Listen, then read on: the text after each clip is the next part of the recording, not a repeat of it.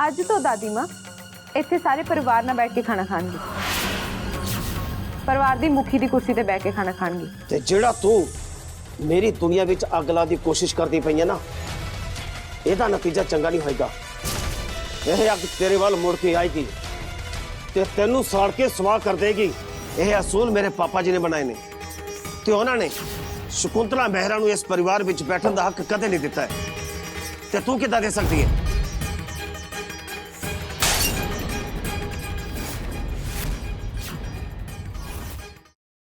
वाह पापा जी वाह, बड़ा बड़ा काम किया तुसी अपनी बजुर्ग मां दा दिल दुखा के। वो तो सिर्फ तुहाडे नाल बैठ के खाना खाना चाहते सी ना, तुसी तो अपने बराबर भी नहीं बैठ दिता उन्होंने। शाबाश पापा जी शाबाश। अज मैं देखिया इदां दे हुंदे ने पुत्तर ते धीआं नूआं रूबी चाची ते कम्मो भूआ वर्गी। इहो जी औलाद नालों तो बे औलाद चंगा बंदा। अपनी जुबान नूं लगाम दे गीत। हाँ तू हुन्नी कौन है मेहरा परिवार बारे इदां दी गल्लां करन वाली? तेरा की हक बनदा है साडे परिवार दी गल्लां च बोलण दा? साडा परिवार की मतलब है भूआ जी? थोड़े कहण दे हिसाब नाल तां यह परिवार मेरे ते गीत दा है ही नहीं।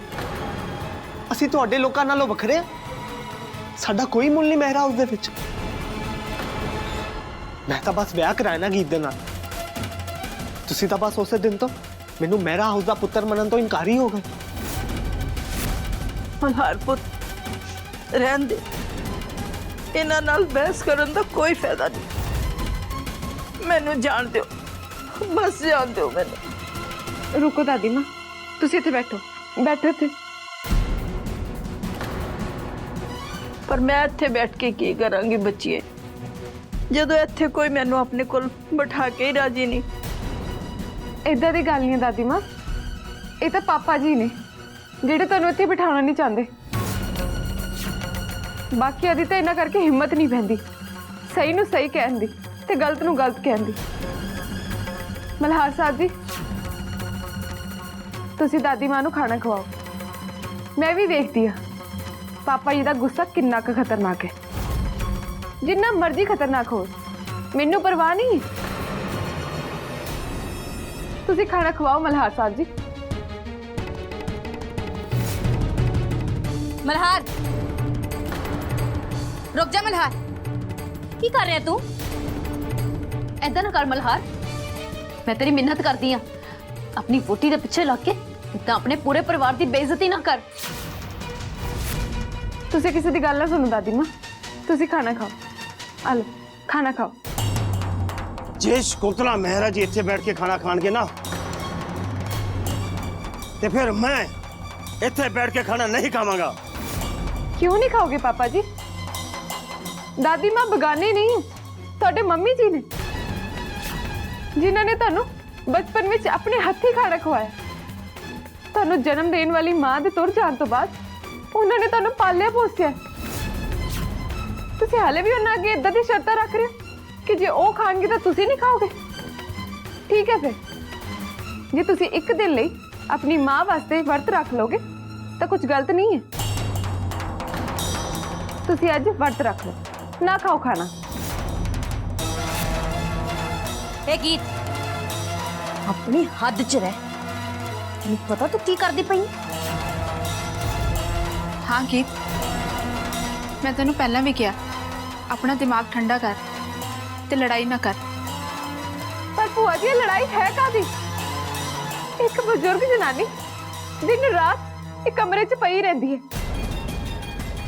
उत्थे कल्ली बैठी सारी रात हंजू बहाती रहती है ते उहदे हंजुआं दी कोई सार नहीं लैंदा। ते जे अज मैं उन्हां दे हंजुआं दे मुल पाने की कोशिश कर रही हूं, ये तुहानू लड़ाई लग रही है? क्यों भूआ जी? लो जी देख लो सारे, मम्मी जी नालों अगीत मासी नू ज्यादा दर्द हो रहा है मम्मी जी दा। मैं इस घर विच किसी दी ना मां आ ते ना मैं किसी दी मासी हाँ। मैं मेहरा परिवार दी नूंह आ, गीत मेहरा।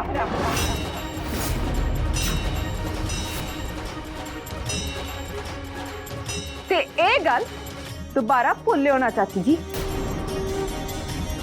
ਤੁਸੀਂ ਵੀ ਦੇਖ ਲਓ ਪਾਪਾ ਜੀ, ਦਾਦੀ ਮਾਤਾ ਇੱਥੇ ਬੈਠ ਕੇ ਖਾਣਾ ਖਾਣਗੇ। ਤੁਸੀਂ ਖਾਣਾ ਖਾਣਾ ਹੈ ਜਾਂ ਵਰਤ ਰੱਖਣਾ ਹੈ, ਉਹ ਤੁਹਾਡੀ ਮਰਜ਼ੀ। ਸ਼ਕੁੰਤਲਾ ਮਹਿਰਾ ਦੇ ਨਾਲ ਬੈਠ ਕੇ ਖਾਣਾ ਖਾਣ ਨਾਲੋਂ ਚੰਗਾ ਹੈ ਮੈਂ ਵਰਤ ਰੱਖ ਲਵਾਂਗਾ। रुको पापा जी, काली का दी है? मेरी एक होर गल सुन के जा। हजे कहन सुनो नो कुछ बाकी भी रह गया? नहीं, मैं तो तुहानू सिर्फ इन्ना दसना सी कि तुसी अज खाना खाओ या ना खाओ, पर एक दिन इहो जिहा जरूर आएगा जिस दिन तुसी ते दादी मां इक्को मेज ते बैठ के खाना जरूर खाओगे। तेरा भुलेखा गीत, वो दिन कदे नहीं आएगा। सोच लो पापा जी, जे एक बार शर्त फिर लानी है तो गीत तो बस फिर ठीक है, ये भी शर्त रही तो बस एक बार मैनू शकुंतला मेहरा नाल खाना खवा के दिखा। ਤੁਹਾਡੀ ਤਾਂ ਗੱਲ ਹੀ ਬਹੁਤ ਦੂਰ ਹੈ ਵੱਡੇ ਮਾਮਾ ਜੀ, ਬਟ ਜੇ ਨਾਨੀ ਮਾਂ ਇੱਥੇ ਬਹਿ ਕੇ ਬ੍ਰੇਕਫਾਸਟ ਕਰਨਗੇ ਤਾਂ ਮੈਂ ਨਹੀਂ ਕਰਨ ਲੱਗੀ ਬ੍ਰੇਕਫਾਸਟ। रुक जा गिन्नी बेटा, रुक, गल तो सुन। मेरे लिए भी खाना रहने दे कमो। ਮੰਮੀ ਜੀ ਤੁਸੀਂ ਵੀ ਚਲੋ। हाँ हाँ, मैं भी रज गई इस गीत दी गल्लां नाल। हाँ, जिन्ने जो करना करी जावे, हुण साडी किन्ने सुनी इस घर विच? कित्थे जा रहे हो तुसीं सारे जने? मेरी गल तो सुनो। ਰਹਿਣ ਦਿਓ ਚਾਚਾ ਜੀ, ਜਿੱਦਾਂ ਦੀਆਂ ਤੁਸੀਂ ਗੱਲਾਂ ਕਰਦੇ ਪਏ ਹੋ ਨਾ ਉਹ ਨਹੀਂ ਹੋਣੀਆਂ। ਤੁਸੀਂ ਖਾਓ ਦਾਦੀ ਮਾਂ ਨਾ ਪੂਰੀਆਂ, ਇੱਥੇ ਤੁਹਾਡੇ ਨਾਲ ਕਿਸੇ ਨੇ ਨਹੀਂ ਬਹਿਣਾ। ਨਹੀਂ ਡਾਇਮੰਡ ਭਾਜੀ, ਮੈਂ ਬੈਠਾਂਗੀ ਤੁਹਾਡੇ ਕੋਲ, ਮੈਂ ਖਾਵਾਂਗੀ ਖਾਣਾ। मम्मी जी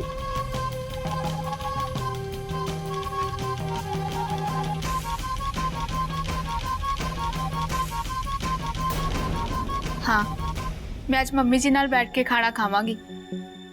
मसा मसा तो मैनू आज मौका मिले। हाँ जी दादी माँ, मैं भी तुहाडे नाल ब्रेकफास्ट करांगी। पर मैं तुहाडे नाल बैठ के खाना नहीं खा सकती बच्चों।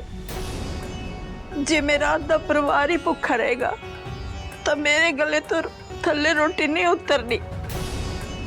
जे मेरे जेके ही वर्त रखे रहेगा तो मैं कितना ढिड भर लवां अपना।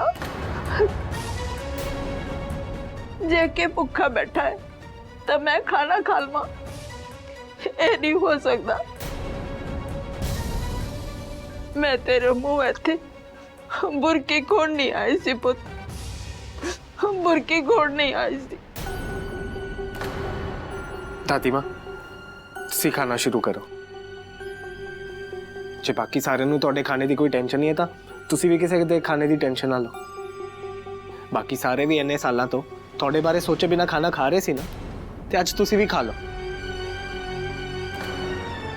जे तुसीं नहीं खाओगे ना तो अज मैं भी नहीं खावांगा। मेरा भी अज व्रत ही समझ लो फिर। आ लो दादी माँ, भावे थोड़ा जा ही खाओ पर खाना खा लो। नहीं गीत, मैं तो नहीं खाया जाना, मेरी रूह नहीं कर दी। दादी माँ भावे दो ही बुरकियां खाओ, पर आज तुसी इस मेज ते बैठ के खाना जरूर खाओगी। नाले तुसी केड़ा कल्ले हो मम्मी जी, आ देखो मैं भी तुहाडे कोल बैठ गया। हाँ, मैं भी तो आ गई हूँ मम्मी जी, खाओ तुसी खाना। हाँ हाँ मम्मी जी, तुसी भी खाओ ते मैं भी खावांगा। डायमंड तू भी? मैं भी हुण समझ गया कि गीत ने यह फैसला क्यों लिया। उन्हें थानू बुला के साडे कोल क्यों बिठाया। मैनू माफ कर दो मम्मी जी, मैनू माफ कर दो। मैं तुहाडा चंगा पुत्र नहीं बन सकिया। मावा कोल बैठ के चौके च सारे बच्चे रड़दी रोटी खांदे हुंदे सी, ते तुसी साडे कोल बैठ के रोटी खाण नूं तरसदे रहे, ते मैं तुहाडा पुत्र होंदे होया भी कुछ नहीं कर सकिया। डायमंड ਤੈਨੂੰ ਸ਼ਰਮ ਨਹੀਂ ਆਉਂਦੀ ਬੱਚਾ ਵਾਂਗ ਰੋਂਦਿਆਂ ਨੂੰ ਤੇ ਮਾਫੀਆ ਮੰਗਦਿਆਂ ਨੂੰ? ਹਾਂਜੀ ਚਾਚਾ ਜੀ, ਤੁਸੀਂ ਇਹ ਕੀ ਕਰ ਰਹੇ ਹੋ? ਤੂੰ ਨਹੀਂ ਸਮਝੇਗਾ ਰੌਕੀ, ਤੂੰ ਅਜੇ ਜਵਾਨ ਹੈ। ਜਦੋਂ ਮੇਰੇ ਵਾਂਗ ਤੇਰੀ ਦਾੜੀ ਤੇ ਸਫੇਦੀ ਆਣ ਲੱਗੇਗੀ ਨਾ, ਤਾਂ ਤੇਰੇ ਪੱਲੇ ਪਏਗੀ ਇਹ ਗੱਲ। ਜਦੋਂ ਬੱਚੇ ਵੱਡੇ ਹੋ ਜਾਂਦੇ ਨੇ ਤੇ ਉਹ ਆਪਣੇ ਮਾਪਿਆਂ ਨੂੰ ਕੀ ਵਾਪਸ ਦਿੰਦੇ ਨੇ? ਕੁਝ ਵੀ ਨਹੀਂ। ਅਸੀਂ ਵੀ ਕੁਝ ਵਾਪਸ ਨਹੀਂ ਦਿੱਤਾ ਆਪਣੀ ਮੰਮੀ ਜੀ। ਕੀ ਨਹੀਂ ਹੈ ਦਾਦੀ ਮਾਂ ਕੋਲ? ਐਡੇ ਵੱਡੇ ਮਹਿਰਾ ਹਾਊਸ ਦੀ ਮਾਲਕਨ ਹੈ ਦਾਦੀ ਮਾਂ। ਅਸੀਂ ਸਾਰੇ ਇੱਥੇ ਹਾਂ। ਜਦੋਂ ਵੀ ਕਿਸੇ ਚੀਜ਼ ਦੀ ਲੋੜ ਹੈ ਤੇ ਘਰ ਦੇ ਕਿਸੇ ਵੀ ਨੌਕਰ ਨੂੰ ਹੁਕਮ ਲਾ ਸਕਦੇ ਨੇ। ਘਾਟਾ ਹੀ ਕੀ ਹੈ? ਮੰਮੀ ਜੀ ਦੀ ਹੁਣ ਉਮਰ ਹੋ ਗਈ ਹੈ। ਬਜ਼ੁਰਗਾਂ ਨੂੰ ਹੋਰ ਚਾਹੀਦਾ ਵੀ ਕੀ ਹੁੰਦਾ? ਉਹ ਬੱਚਿਆਂ ਕੋਲੋਂ ਘੜੀ ਪਲ ਬਹਿਣਾ ਚਾਹੁੰਦੇ ਨੇ। ਉਹ ਸਾਡੇ ਨਾਲ ਬਹਿ ਕੇ ਗੱਲਾਂ ਕਰਨੀਆਂ ਚਾਹੁੰਦੇ ਨੇ, ਸਾਡੇ ਨਾਲ ਖਾਣਾ ਖਾਣਾ ਚਾਹੁੰਦੇ ਨੇ। ਅਸੀਂ ਇੰਨਾ ਕਾ ਵੀ ਨਹੀਂ ਸਾਥ ਦੇ ਸਕਦੇ ਆਪਣੀ ਮੰਮੀ ਜੀ ਦਾ। ਡਾਇਮੰਡ, ਹੁਣ ਤੂੰ ਵੀ ਆ ਗਿਆ ਗੀਤ ਦੀ ਗੱਲਾਂ ਵਿੱਚ। ਮੈਂ ਕਿਸੇ ਦੀ ਗੱਲਾਂ ਵਿੱਚ ਨਹੀਂ ਆਇਆ ਭਾਜੀ। ਸਿਰਫ ਇੰਨੀ ਕੀ ਗੱਲ ਨਾਲ ਮੇਰੀ ਕੋਈ ਗੀਤ ਨਾਲ ਸਾਂਝ ਨਹੀਂ ਪੈਣ ਲੱਗੀ। ਮੈਂ ਕੱਲ ਵੀ ਗੀਤ ਦਾ ਵਿਰੋਧੀ ਸੀ ਤੇ ਮੈਂ ਅੱਜ ਵੀ ਗੀਤ ਦਾ ਵਿਰੋਧੀ ਹਾਂ। ਮੈਂ ਗੀਤ ਨੂੰ ਸਹੀ ਨਹੀਂ ਕਹਿ ਰਿਹਾ ਰੌਕੀ, ਪਰ ਜੇ ਮੈਂ ਗੀਤ ਨੂੰ ਗਲਤ ਸਮਝ ਰਿਹਾ ਤਾਂ ਇਹਦਾ ਮਤਲਬ ਇਹ ਨਹੀਂ ਕਿ ਮੈਂ ਆਪਣੀ ਮੰਮੀ ਜੀ ਦੀ ਇੱਜ਼ਤ ਨਾ ਕਰਾਂ। ਤੁਹਾਨੂੰ ਸ਼ਾਇਦ ਫਰਕ ਨਹੀਂ ਪੈਂਦਾ ਇਸ ਗੱਲ ਦਾ, ਕਿਉਂਕਿ ਤੁਹਾਡੀ ਕਿਹੜਾ ਰਗਾਂ 'ਚ ਮੰਮੀ ਜੀ ਦਾ ਖੂਨ ਦੌੜ ਰਿਹਾ ਹੈ ਨਾ। ਤੁਹਾਨੂੰ ਪਤਾ ਵੀ ਹੈ ਤੁਸੀਂ ਕੀ ਕਹਿ ਰਹੇ ਹੋ? ਹਾਂ ਕੰਮੋ, ਮੈਨੂੰ ਪਤਾ ਜੇ ਕੇ ਭਾਜੀ ਦੀ ਗੱਲ ਹੋਰ ਹੈ। ਮੈਂ ਆਪਣੀ ਮੰਮੀ ਜੀ ਦੇ ਕੁੱਖੋਂ ਜਨਮ ਲਿਆ ਤੇ ਮੈਂ ਆਪਣੀ ਜਨਮ ਦੇਣ ਵਾਲੀ ਮਾਂ ਦਾ ਦਿਲ ਨਹੀਂ ਦੁਖਾ ਸਕਦਾ।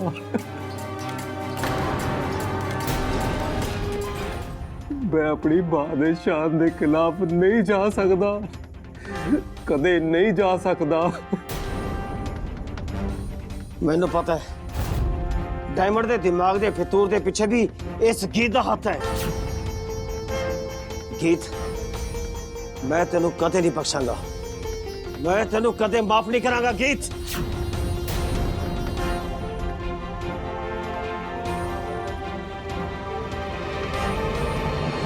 ਚਾਚਾ ਜੀ, ਤੁਸੀਂ ਮੇਰੇ ਨਾਲ ਸਾਂਝ ਨਹੀਂ ਪਾਉਣੀ ਤਾਂ ਕੋਈ ਗੱਲ ਨਹੀਂ, ਪਰ ਜਿਹੜੀਆਂ ਮਾਂ ਪੁੱਤ ਦੇ ਸਾਂਝ 'ਚ ਫਰਕ ਪਿਆ ਨਾ, ਇਹ 'ਚ ਰੰਗ ਪਾਉਣ ਦਾ ਮੌਕਾ ਤੁਸੀਂ ਹੱਥੋਂ ਨਾ ਜਾਣ ਦਿਓ। ਮੈਂ ਤੇਰੀ ਗੱਲ ਸਮਝਿਆ ਨਹੀਂ ਗੀਤ, ਕੀ ਕਹਿ ਰਹੀ ਹੈ ਤੂੰ?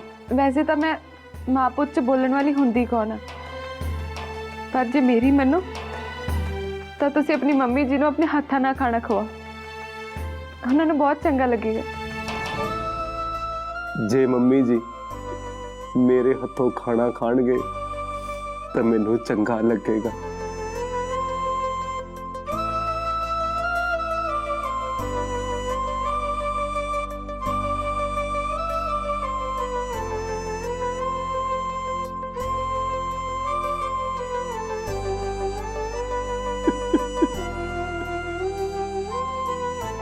ਮੈਨੂੰ ਮਾਫ ਕਰ ਦਿਓ ਮੰਮੀ ਜੀ, ਮੈਨੂੰ ਮਾਫ ਕਰ ਦਿਓ।